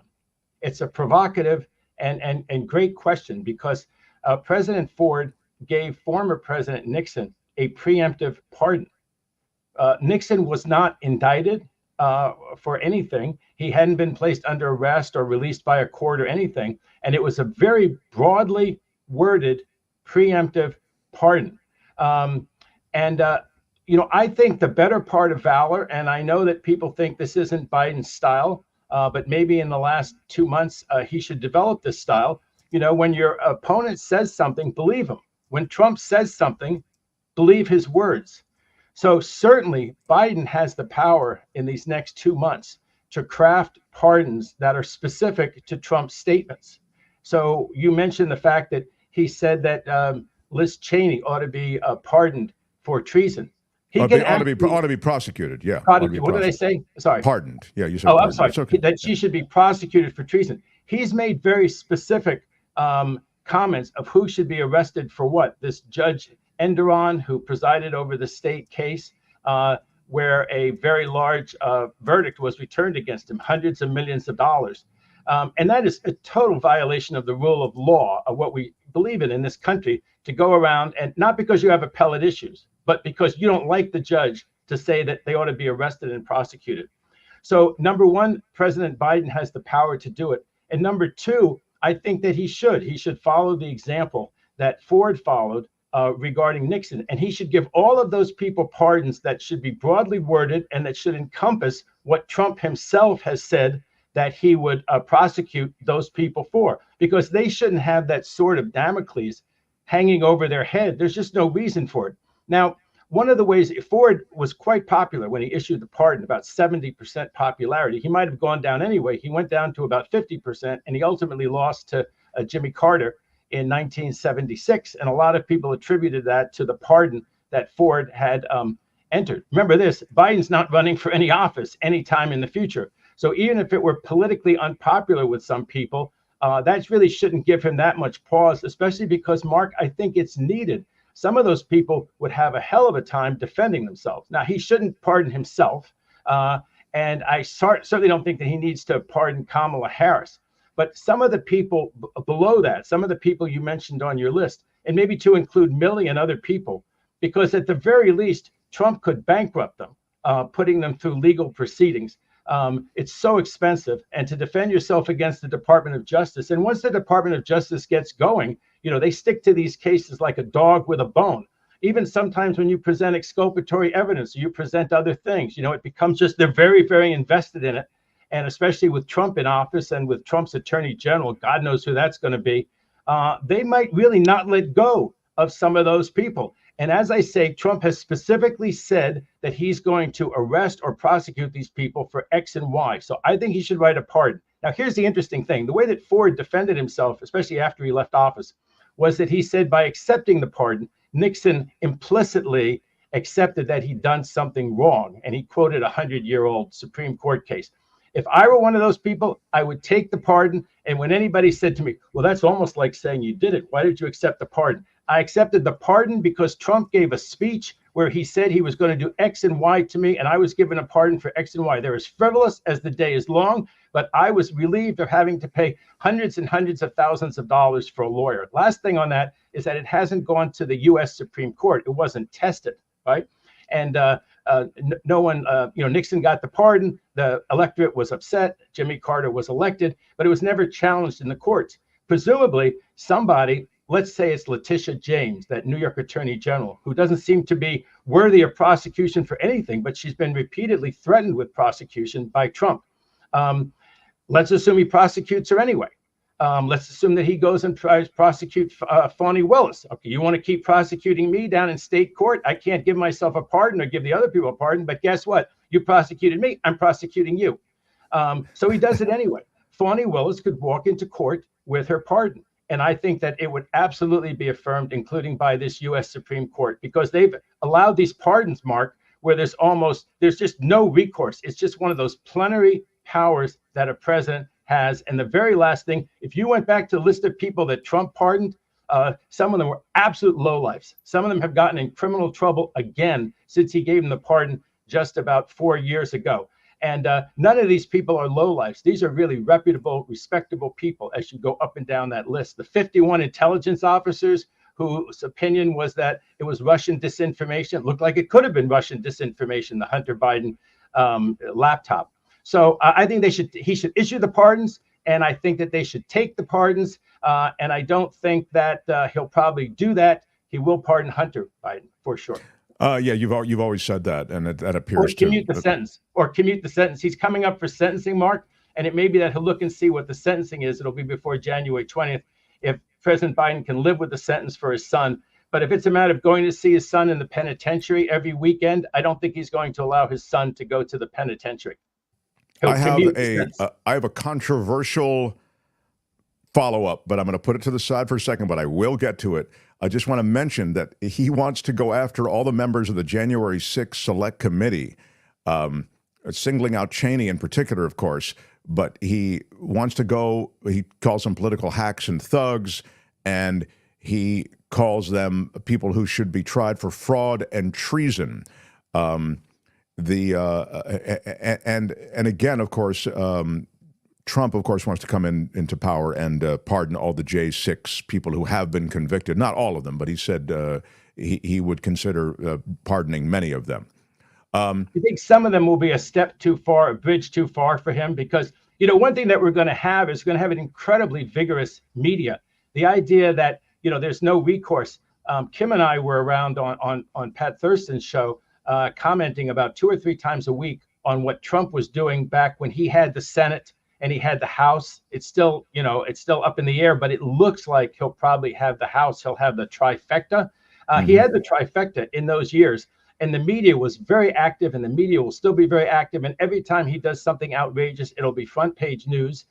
So there's a lot of checks, as well as in our judiciary. The judiciary has 4 years of his appointees. Some of them are very good, but it also has 4 years of Biden's appointees. So I put a lot of trust in the federal courts to rein things in. All those civil liberties groups and so forth, and right-wing groups that brought all these challenges in the courts when Biden was in there, they haven't gone anywhere. They're going to bring all their challenges and go try to get their injunctions, all the things that Trump does next 4 years. Unlike last time, though, the media, there might be members of the media that are frightened because of this retribution tour, because they may be at risk. And Trump is threatening to pull licenses from major media networks. You know, that there might be some tamped down journalism going on because of fear. And that's my worry. Kim, you, me, Pat Thurston, Mark here, we weren't intimidated. He had the trifecta then. No. He made threats all the time then. I just think that, you know, this idea that he's going to do anything with CBS's license, are you kidding? CBS will win any of those kind of proceedings in a minute. I think the reason that, you know, excuse me, Bezos, for instance, didn't allow that Washington Post editorial to be published. I think Bezos would say, I lose money on the Washington Post. You guys have to understand, I can't give up my whole financial empire because of what's put in the Washington Post. I'm losing money on the Washington Post. If somebody wants to come along and pay me a higher price than the Washington Post, they can have it. So I think he didn't want to lose more money, and he wanted to keep good relations with Trump. You can say we should have a rule of law where the huge business interests don't care who's the president and what their relationship is with the president. That's not the real world. Why would they spend all that money on lobbyists and everything else if they thought there was such a clear rule of law and such fair competitive things that their companies would do as well, no matter who was in power, no matter who the personalities were. So I kind of forgive Bezos on that. And anyone who's canceling their Washington Post a subscription, they're like the Arab American voters in Michigan, a lot of them. They're cutting off their nose to spite their face. I said the same thing here when it happened. I can't understand it. I get it. Back in the day, it was the thing that you endorsed the opinion people as the editorial staff, different from the reporters and those who handle the rest of the paper. They come up with a decision as to an endorsement. Times are different, and we are desperate for the kind of reporting that goes on at the Washington Post, for example, the LA Times. I know people, they whip the LA Times. I don't know why. I'm grateful for a lot of the information. These are Pulitzer Prize winners this year for some big, big stories that have nothing to do with politics. They have to do with toxic waste dumping and DDT that was dumped by the military and all the rest of this stuff. If you want journalism, God damn it, you've got to support it. I subscribe to so many papers and magazines and Substacks, and it's astounding the bills I get every month. But I do it for this show and also to support independent journalism and even institutional journalism. So I'm with you 100% on that, David Katz. I do. If you canceled your subscription to the Washington Post and everybody's peacocking about, I canceled it, you ought to resubscribe, because that's real journalism those people are doing. Now, here's my controversial question. The controversial question is, might, in a huge right turn, any one of these ongoing cases from New York to Georgia make a deal with Donald Trump, an 11th hour deal, given the fact that he is ascending to a position of such immense power? Might there be pressure to, in some way, and again, when I say in some way, I have no idea. That's why you're the lawyer and I'm just the guy asking the question. In some way, make this go away for Donald Trump, the legal encumbrance? Well, as to the two federal cases, the one in Mar-a-Lago over the documents that Trump kept and obstructed justice, it appears, not to return, and had people make false statements to the government, which is a federal crime, about did he have them, where were they, how many did he have? And these were the ones with the big seals on them right there that said they were national security secrets. That case is going away, Mark. We just talked about the different ways that it could happen. They could pursue the case against the two, and if nobody ever gets it dismissed with prejudice, it could rear its ugly head, I suppose, in 4 years, because it's been filed within the statute of limitations. And if this litigation goes on for 4 years, yes, it could spring back into life. Likewise with the case in Washington, D.C., the January 6th case, and the not tamping down the violence, the slates, all of the things that happened in 2016, including the call into Georgia, which is recorded as part of that federal case. But that one's going away too, as to Trump, or, best case scenario, it could be revived in 4 years because it wasn't dismissed with prejudice. The state case in New York, that's what the Trump legal team is doing right now. They're trying to get that continued. And that one's very interesting. I'm glad that you asked about it. Let me just take a minute. He's supposed to be sentenced, I think it's November 26th. That's been delayed. And what happened in that case was that his legal team didn't ask during the period of time to file motions. They didn't ask the judge to do anything about the fact that maybe there was this thing called presidential immunity. About a week before the trial, they said, hey, Trump has presidential immunity, and they filed a motion. The judge up there correctly said, I have a motion schedule for a reason. You have to file the motions within the time. You sandbagged me. You're trying to delay the trial now by sandbagging me, and I'm not hearing this motion, or I'm denying it because it's untimely. Well, that's very nice. He denied it because it was untimely, but look where we are right now. The U.S. Supreme Court has ruled there is a thing called presidential immunity. It covers both the state and the federal. You can't just say, oh, well, you're federally immune, so we'll ask our friends over in state court to charge you with the same thing, but we'll style it under state law. No, presidential immunity from the U.S. Supreme Court covers the state courts too. So the judge is going to have to deal with that. And I think he'll do one of a couple of things. He'll either just say, you know what, presidential immunity covers this. Remember, this is the falsification of the records, Mark, that Trump was writing those checks from the Oval Office. Now, you could say it's all pre-presidential conduct. I think that's the better argument. It's pre-presidential conduct, even though it went on, and the conspiracy, part of that conspiracy to falsify the records and to make it look like they were legal expenses when it was hush money to Stormy Daniels, was carried out in the Oval Office, and checks were written while he was president, the monthly checks to Michael Cohen. But, that's not the gravamen of the thing. But I think that something's going to happen. It'll either get dismissed because the judge will say it is presidential immunity. He'll say it won't be dismissed because it isn't, and they'll try to appeal that immediately and go up through the courts, and it'll be in the courts for years. Okay, wait a minute. Yeah.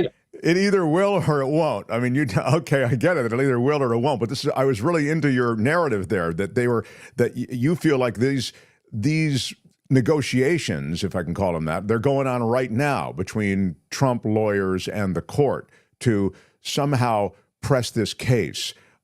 So when you say they either will or you won't, you're saying the judge will make a determination. Okay, I just want to be clear about that. I don't think any of the lawyers are talking ex parte to the judge. Okay. Maybe they're talking to each other. That's usually a prudent thing for lawyers to talk to each other, no matter how much they oppose each other in court.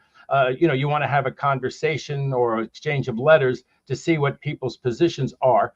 I think that the DA's office up there, this is Alvin Bragg, that they will pursue it. They will say it was untimely. It's not covered by presidential immunity. The fact that he committed some of the acts in the Oval Office, this case was not about something he did as the president, not based on time. The timing of this thing, when this thing really happened, was before he was president, and writing checks to cover up, an affair and to mischaracterize the hush money is not official. This is an example of something that is not an official act. This is not like people say sending SEAL 6 team against the wrong people. And, it's awful. It's terrible. It ought to be punishable. But now they made that presidential immunity. Covering up hush money in a personal matter is not part of your official acts. Now, my point was, what will the judge do about it when that argument is made in front of him? And I don't think that judge will say it's untimely.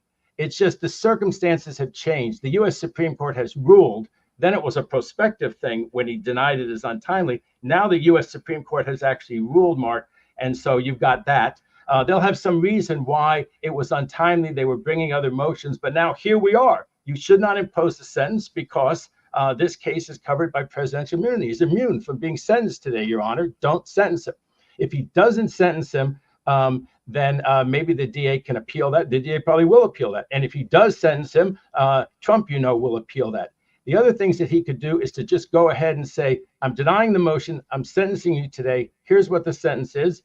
It could be something like home arrest that he has to serve before he actually becomes president on January 20th. It could be home arrest during that interregnum, but it's just very hard to believe that that's what the judge is going to do. And I don't think there's any chance. You and I talked about this the night of the election. Boy, that was some panel that you had, Mark. You were great to join us. It was some panel because you joined us too. Thank you. With all these great political pundits, and we went from 8:30 to 9:30, and it was like the news kept getting worse and worse for Harris as the show went on. But we had a great conversation about that. And, at least one of the guests opined that the judge might well send him to prison. And boy, I just don't see that happening, Mark. And I don't see him even putting him on home arrest. This idea that he's going to now address the nation while on home arrest because some Democratic judge whose daughter gave $25 to some Democratic organization or who worked for somebody who worked for Harris. And now I'm cooped up here. I'm the president-elect. I'm trying to have relations with these other foreign leaders. They're all calling me. I'm on home arrest. If you were the judge, would you do that, Mark? This of course not. Well. No, that's why I say. Why should this judge do it? If normal people wouldn't do it, why should a judge with common sense do that? But if he does sentence him, they'll immediately ask for a stay. And then I think the argument will be that even if the sentence is good, it can't be served for 4 years. I think some court will probably come along and say, you cannot make the president of the United States serve a criminal sentence. Of course, the question is state court. This memorandum in the Department of Justice concerns what federal prosecutors can do to the president. It doesn't really concern that internal DOJ memorandum, what they should do. And if I can touch on one more thing, I just don't think that case in Atlanta is ever going to get put together, either legally or practically, during the next 4 years. And then, of course, the question is going to be what happens to the other people in those cases, because there's a lot of people charged in Georgia. There's a lot of people charged in Arizona, right, who are not Trump, but it's for the things that he did. And, Trump cannot issue a pardon to them. So if they stick to their guns, those cases against the people not named Trump may yet go forward in Georgia or in Arizona. And boy, will there be controversy over that, Mark, the screaming and yelling over that. But, the law proceeds. That's what the rule of law is. Let people yell and scream. They can have demonstrations. Don't interrupt the court proceedings. And the court proceedings go on unless there's legal reason why they shouldn't be going on. Julie says, I want to be on home arrest at Mar-a-Lago. Life's rough. Quickly, with our last seconds here, the question comes, can Trump serve a third term somehow? Because the argument would be, well, he wouldn't have served 2 consecutive terms, so he could actually have served another term after this one. Well, that's a great question. So we have the 22nd Amendment, which was passed in 1951, Mark. It's part of the Constitution. It's in reaction to the fact that FDR ran 4 times. Now, we haven't really had it tested Truman could have tested it because the law hadn't kicked in. So he could have run for a third term. He decided not to. My reading of the Constitution, and I'm pretty sure this is the reading of at least 7 justices on the U.S. Supreme Court, is that he could not serve a third term. The way that it's written, now people say, how about LBJ? LBJ had served a year and a couple of months after JFK was assassinated on November 22nd, 1963. But the provision says about this 2-year thing. So LBJ had served less than 2 years. And that's one reason. If LBJ had served even more time than that, it looks like he would have been barred from running in 1968. For people who don't remember it or haven't read about it in the history books, he gave a famous speech in March 1968 where he said, "I will not accept the nomination of my party." David Katz does the LBJ impression. Very impressive. Everybody who was old enough to remember it, but he apparently could have run. So my answer is that has also not been tested in the courts. Trump may be the guy who tries to test it, but the language is clear enough. It's not like he served a part of somebody else's term like Truman and LBJ did. He ran once, he won once, he ran a second time, he won a second time. He would have served 2 entire terms. I believe the 22nd Amendment. And, the originalists who want to know what the intention was, well, this is the intention of people in 1950 and 51. And it was very clear it was to bar somebody from serving a third term. Last thing, Clinton and Obama were both so popular. There was some talk about, well, maybe we should get another amendment that says that person can serve a third term. That never went anywhere. Trump is not going to get an amendment. It's too hard to get an amendment. The reality is that it'll be, I think, Vance, and my opinion, somebody from California. And he would get mad at me if he knew I was even suggesting this, but I think Schiff in 4 years from now would be a wonderful, moderate candidate who would appeal to a lot of people. The smart money would probably be on Newsom. So all I'm going to say, Katsadamas, somebody from California in 4 years, and that would include Harris again. And she did a great job. Let's just not leave on the note that this was a big mess. People say she should have picked Shapiro. That would have been a better choice. But I think the way that this sort of red little wavelet or whatever you want to call it, I think even with Shapiro, it was just the mood of the country at that time. It was a reaction to some things. I agree. That's how elections go. I don't think Shapiro would have been different. I think she ran really well, Mark. No, I mean, based on what we've seen, I don't think it would have mattered. But that was the Katsadamas prediction caricature there. Artist depiction Vance against somebody from Vance against somebody from California. Well, that's the other thing that really, if you accept at least in part the fact that Donald Trump wanted to win because he just wanted to make all of these legal cases go away, and it's now going to invigorate all of his businesses. He has all these. He's going to enrich himself and his family, Trump Inc., in ways that unimaginable. They're all going to do it. Everybody from Ramaswamy to Musk they are going to sack the U.S. Treasury. But that said, he wouldn't have any interest in another term. He's going to turn the keys over to, as you say, J.D. Vance, and we'll see what happens with the future of MAGA. MAGA seems to be a fairly robust political movement, David Katz. And I have to say this, because you mentioned Adam Schiff, now put on your hat as a political strategist and analyst, which you do, I know, on News Nation on the weekends and also around other news outlets occasionally. It seems as though, based on the election returns, that America is moving to the right. I mean, in state after state, David Katz, I think the demographics all across the board are pretty undeniably moving to the right. So when you talk about a middle-of-the-road candidate like Adam Schiff, I think the Democrats have to really sit down and figure out if they're really connected to the country and how they're connected to the country. I know this was a close election, don't get me wrong, but I feel as though when state after state moves that way, you have to respect that movement, don't you? Well, we had Reagan for 2 terms, and then we had Bush. We had 12 years of Republicans, and then here comes the governor of Arkansas, winsome, likable fellow Clinton, but certainly the New Democrats, certainly in the middle. He went out to Arkansas. There were 2 people who were mentally challenged who had gotten the death penalty. He not only didn't commute there or change or pardon them or anything like that, he went there while they were given the death penalty, and people were like, wow. And he said, I'm going to reform welfare. And he's still very controversial for some of the reforms that he made to welfare. And he let those huge SUVs get built and thrive, and not do a lot about their environmental impacts. And all of those you'd think were anathema to the Democratic Party. But guess what? After 3 terms, after 12 years of Republicans, here was Bill Clinton winning back the White House. He put RBG on the Supreme Court. I mean, they say he was too conservative, but he found that right balance. And I think, if not Schiff, someone like Schiff who finds that right balance, I don't think the country's really moved right. I think the Democrats got really out of step over the immigration issue. And it just was too much. The thing is always to find a balance. And sometimes ideological, this is my political hat, not my legal one. But I think sometimes that's the problem with ideology. I remember when Bernie Sanders said that everyone should be allowed to vote. All federal inmates should be allowed to vote. And they said, how about the Boston Marathon bombers? Yeah, they should be allowed to vote too. And when he said that, I said, this guy doesn't really want to be president. He wants to be ideologically pure. And, if you want power, you got to think through the fact that, okay, what did they say? What did Clinton used to say? He said, don't let something get in the way of perfect.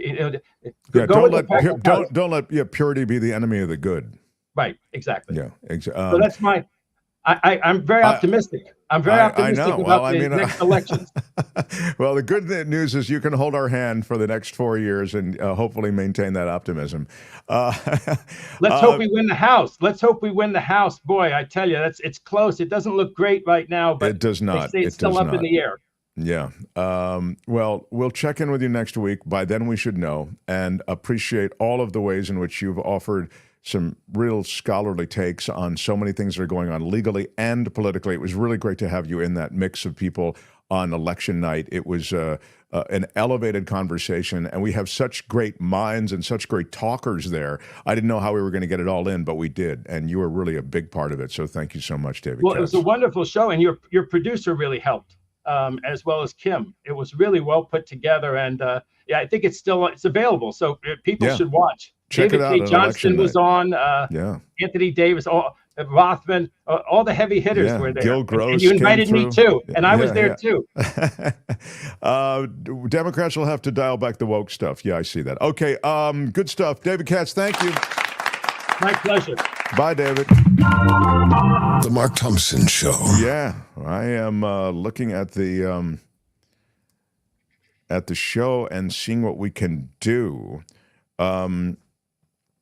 The mess goes all the way back to 2016, says Randy, when the Dems somehow managed to lose to Trump and the internal Democratic Party snit with the Sanders supporters. Yeah, but that was an interesting thing that, it's a popular, I think, somewhat revisionist, but also I understand how they get to this place, opinion that Bernie Sanders could have beaten Donald Trump in 2016. And let me just say this. I think Bernie Sanders, slightly modified, could have beat Donald Trump in 2016. He's a plain language person who does have a message for the people. And Bernie Sanders had immense support that the Democrats didn't expect he'd get. And the Democrats did edge out. They gamed out Bernie Sanders, and it was wrong. And they lost a lot of people when they did that.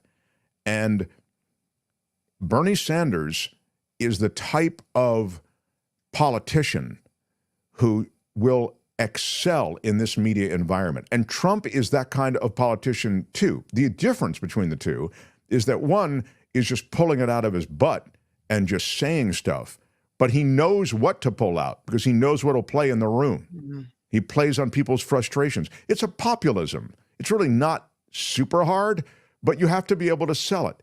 And Trump sells it. Bernie Sanders makes that same populist argument, and he makes it so well. And it has the additional virtue of being true. And so I lamented the fading of Bernie Sanders, and I know for much of our audience that view him as a radical, and, well, then what is Trump?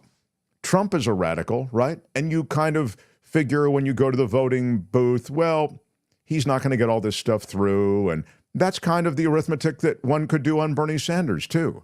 But as usual, it's socialist, he's a communist, I don't care what he labels himself. I mean, there are a lot of governors on what can actually get done. And most of all, Bernie Sanders showed you that he could work across the aisle, right? He's an independent. He caucused with the Democrats. So, again, that kind of politician who can play the authentic popular message, that's the kind of politician that's going to do well. And then, again, America has to have a meeting with itself that we really might be a misogynist nation and a racist nation. And might be. The undercurrents of those things run through a lot of these elections. I don't know how much more evidence you need, but I look at Albert, put up the map and talking about what happened. It's remarkable to see the demographic breakdown and to see who didn't vote for Kamala Harris. And you might be amazed by this, because let me put it on my screen here so I'm able to see it. I mean, if you look at the percentage change in those from 2020 to 2024, if you look down to the big percentage change, look at the Hispanic Latino vote.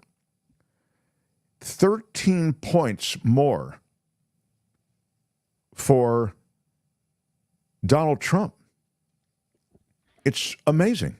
The Hispanic Latino vote, it was supposed to be such a huge slam dunk that they were going to come out in huge numbers for Kamala Harris. And you can see the Hispanic Latino vote was actually down 12% from 2020 to 2024. Again, the percentages, you can see it there. The Asian vote, Trump picked up 4 percentage points on that. I saw an entire presentation that discussed demographic breakdown. This is prior to the election, and how it was baked already that Kamala Harris was going to cruise to victory. It was from a Harvard professor, and he talked about the Asian community being undercounted. Well, maybe they were undercounted, but this just in, they went for Trump, 4 points more of them. And you may say, well, Mark, 4 points, I mean, these are small numbers. Yeah, the election was close. These small numbers mattered. I said it before I said this whole thing is going to take place along the edges. So when you factor in Joe Rogan and Theo Vaughn and this new world of podcasters, that begins to move it along the edges too. The bro culture, as it's called, really did have an effect on the election, I think. And you know what I also said? I said she should go do Joe Rogan. Don't be scared. Joe Rogan's just a guy asking questions. I really think that she could have potentially done well there. Now, I think her campaign, Kamala Harris's whole thing was sort of don't break anything, very guarded. Hillary Clinton was the same way. And I'll tell you, one reason I think that is the case is because this culture is so much tougher on women than it is on men. I mean, we just let guys get away with crap. I mean, the stuff that Donald Trump says, you let him skate on it over and over and over again. No, she had to have detailed plans. All he needed was a concept of a plan. Thank you. I mean, it's sort of embarrassing, you know? I mean, more than sort of. It really is embarrassing. So the Gen Z bro media diet was something that has been reported on, and I think it is a problem for the Democrats to figure this out. Here is, who is this again, Albert? Oh, my, there's something going on with my webcam. This is Hassan. Hassan he's a streamer. He was on TYT a lot. He was on TYT a lot. He's really sharp. And listen, this is very short, but here's a good take on things. Go ahead, Albert. Thank you. There is a massive amount of right-wing radicalization that has been occurring, especially in younger male spaces. Everything is completely dominated by right-wing politics. If you're a dude under the age of 30 and you have any hobbies whatsoever, whether it's playing video games, whether it's working out, whether it's, I don't know, listening to like a history podcast or whatever, every single facet of that is just completely dominated by center right to, I wouldn't say far right in the same way that it was back in like the 2016 era at the end of like Obama's administration, but like definitely center right to Trumpian right, like openly Trump right, not like genuinely neo-Nazi. That part is quieted down a little bit, but like they're like 90% of the way there for the most part. And that's it. Everything that they see is right-wing sentiment being expressed by individuals that they find charismatic, thought leaders, influencers that they subscribe to. And I think that that is some of the reason why you see this movement. And again, this is the point. The Democrats are going to have to embrace this. So you may not like it, Democrats, but you got to sit down with Joe Rogan's and Theo Vaughn and all now. And to be fair to Kamala Harris, again, I thought she did as well as you could do, given the assets that she had and the access that she had. She did do a podcast. You'll remember she did the podcast that was geared toward women. But this bro vote, it's real, man. And you got to recognize it. And, you know, early exit poll data from swing states shows that 18 to 29-year-olds who are men favored Trump 49% to 47%, while 18 to 29-year-old women favored Harris by 24 points. That's the largest gender gap within any age group and one that defies any kind of conventional wisdom. So, again, exit polling can be wrong, but it is fair to say that Trump's campaign was really attuned to that Gen Z bro vote. And Democrats can learn something from this. I get it. We're still weeping and going, but as you go over the bones of the results, you have to learn. And it's, you know, Gen Z is leaning more right than ever before. There was a Harvard youth poll that showed 18 to 24-year-old men saying they were more likely to identify as conservative than liberal, while men and women of the same age group said that they were more conservative than 25 to 29-year-olds. There was a Gallup poll that says Gen Z teens are twice as likely to identify as more conservative than their parents in comparison to millennials and their parents 20 years prior. This is especially true for male Republican teenagers. Younger people are also more skeptical of major American institutions, it's noted in some of this polling, including political parties. They question the government, the media. They are more skeptical. They are more cynical. And Trump's campaign directly spoke to that demographic and that cynicism, right? He echoed that same mistrust in institutions, right? The government is bad. I'm going to go in there and clean it out.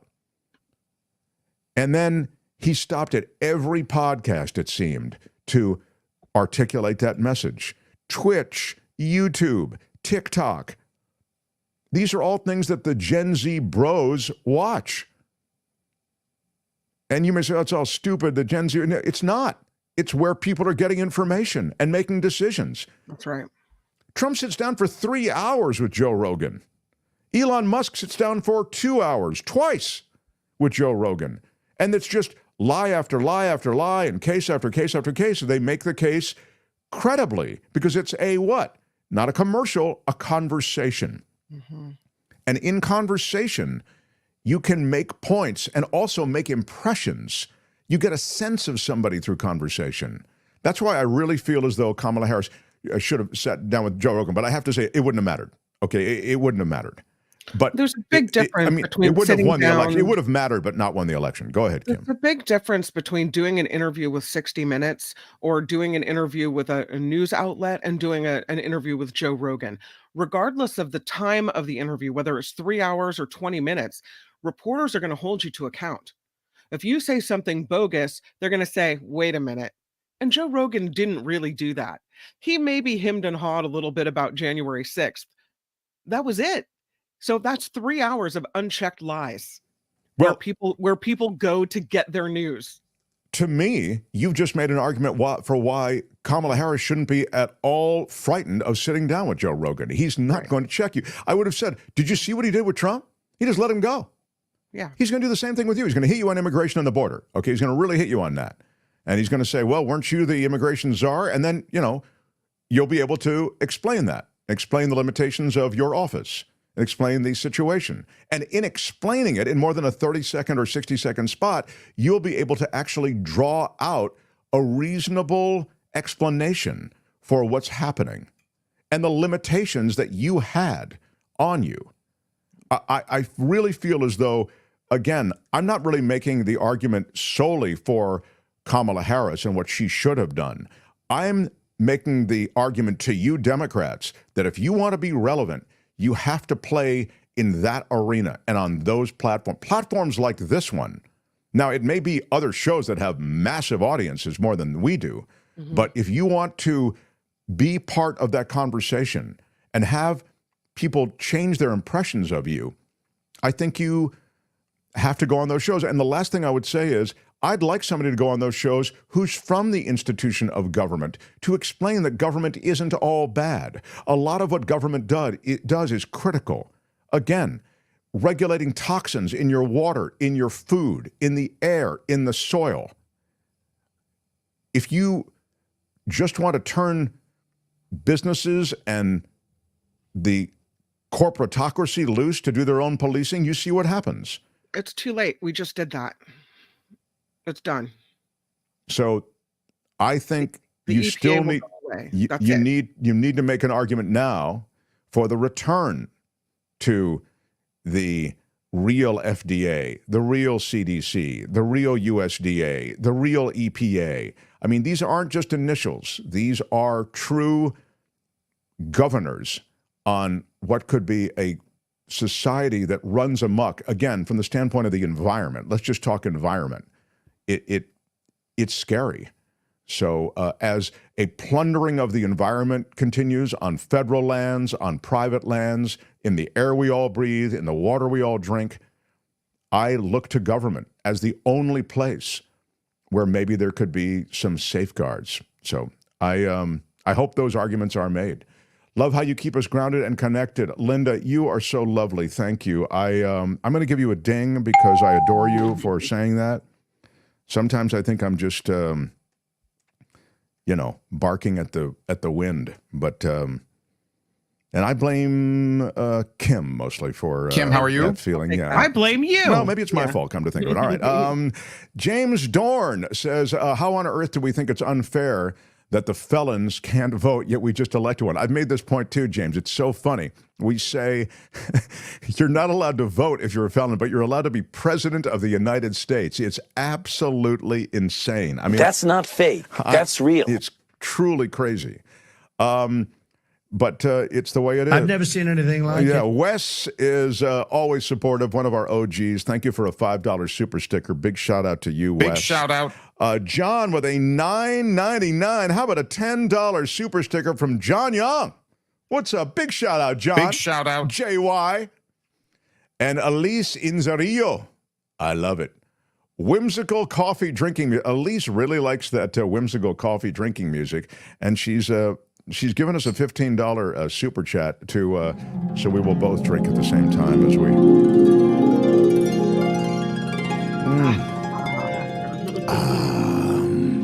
Oh, it's so delicious, indeed. Delicious, delicioso, as I like to say. Thank you, Elise. No contendo. 45 has his own crypto, but also controls the Federal Reserve and the SEC. Yeah, it's absolutely incredible. And in the days to come, we'll talk about the wild conflicts of interest that Donald Trump has this time around that even dwarf the conflicts of interest that he had in 2016. And if you want to talk real conflicts of interest, I mean, Elon Musk, he's going to be affecting public policy. It's crazy. I mean, it's crazy, but it's America now. So deporting 13 million immigrants, says Luis, over a decade will cost $968 billion, and who will do their jobs at the pittance that they get paid? Brilliant plan.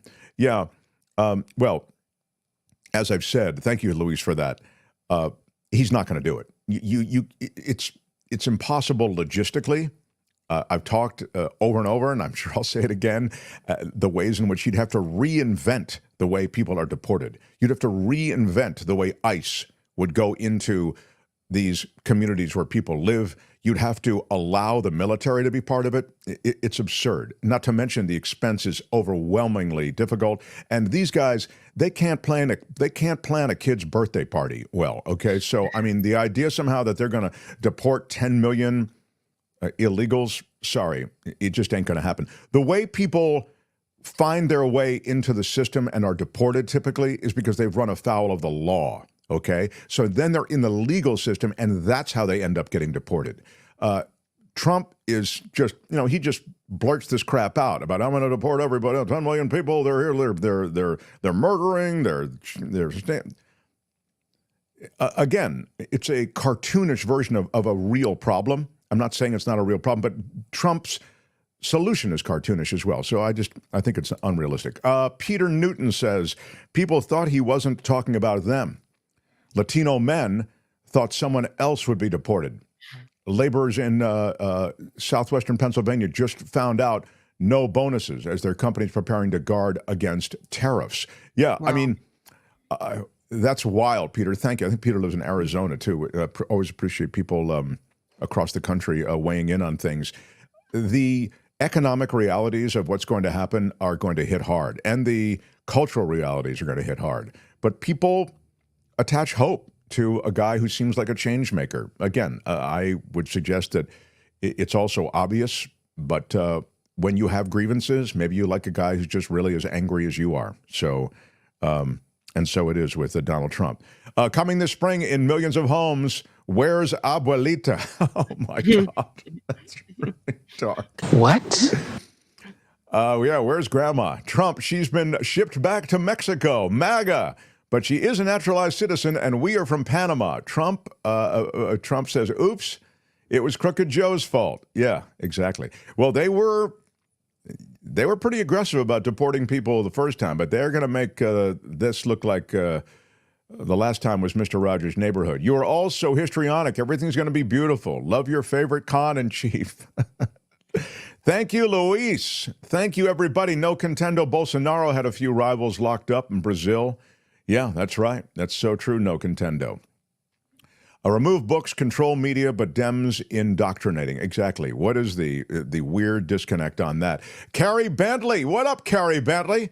As a healthcare worker who worked through COVID, I am personally saddened that some of my coworkers voted red. How do I work with these people?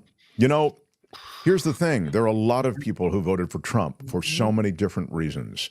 I mean, disgust with something in their life that they attribute to maybe a liberalism, maybe to the left. They don't like the wokeism in society. There's a lot going on now in the body politic that's different, and of course the economy is a big thing too. Nadia Yvette Chambers with a $10 super chat says someone seriously needs to get past the right's abstractions and characterize the harms done by anti-choice and anti-LGBT laws as mass imprisonment of the affected minorities and mass death of women. I mean, of course, this is exactly right. And that's messaging. I mean, that really does have to be spoken of in ways in which the electorate gets how you're taking a community and a series of and group of communities already left out of so much of society, already victims, if you will, of a society that views them as others, and you're being even more severe and brutal and using them for political purposes. I mean, it was really, to me, just loathsome. And it was made up, too.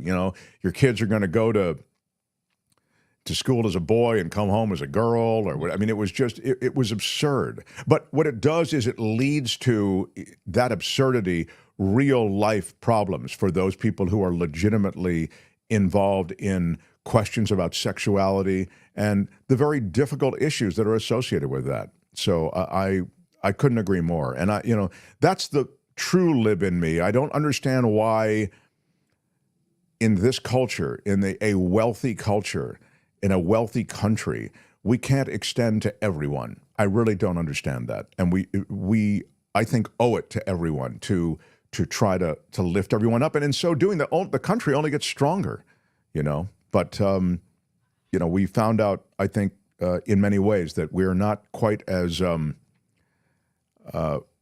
forgiving a country. There are a lot of grievances out there that are being played out in politics as well. Uninformed MAGA have just made the biggest mistake of their lives, says Byron. They just don't know it yet. Yeah, we will see. We moved to Mexico in 2019. Best decision ever. All right. Well, arriba, arriba, arriba. You know what I'm saying? The Mark Thompson Show. I'd love to stay. But as you might imagine, someone of my character and super relevance, I have many things to do. Do you know who I am? Yes. I'm kind of a big deal. I am a big deal. I have people waiting on me. I have meetings and then discussions about meetings. And so tomorrow is our Friday show. Michael Shore will join us, and we will talk about the week in politics, an eventful week at that. We'll follow up on some of these issues involving the demographics of what happened, but more to the point, where do we go from here? We'll get into some of that as well. And I have a deep dive on Elon Musk, if we can get to it tomorrow. Florida, Snyder, the Culture Blaster, and more, all tomorrow. And now, Shadow, if you would, please. I'm Shadow Stevens for The Mark Thompson Show. Bye-bye. Birthday week for Shadow Stevens. We are out of time. Bye-bye. Thank you. After Party Live's going on right now. Till tomorrow. Bye-bye.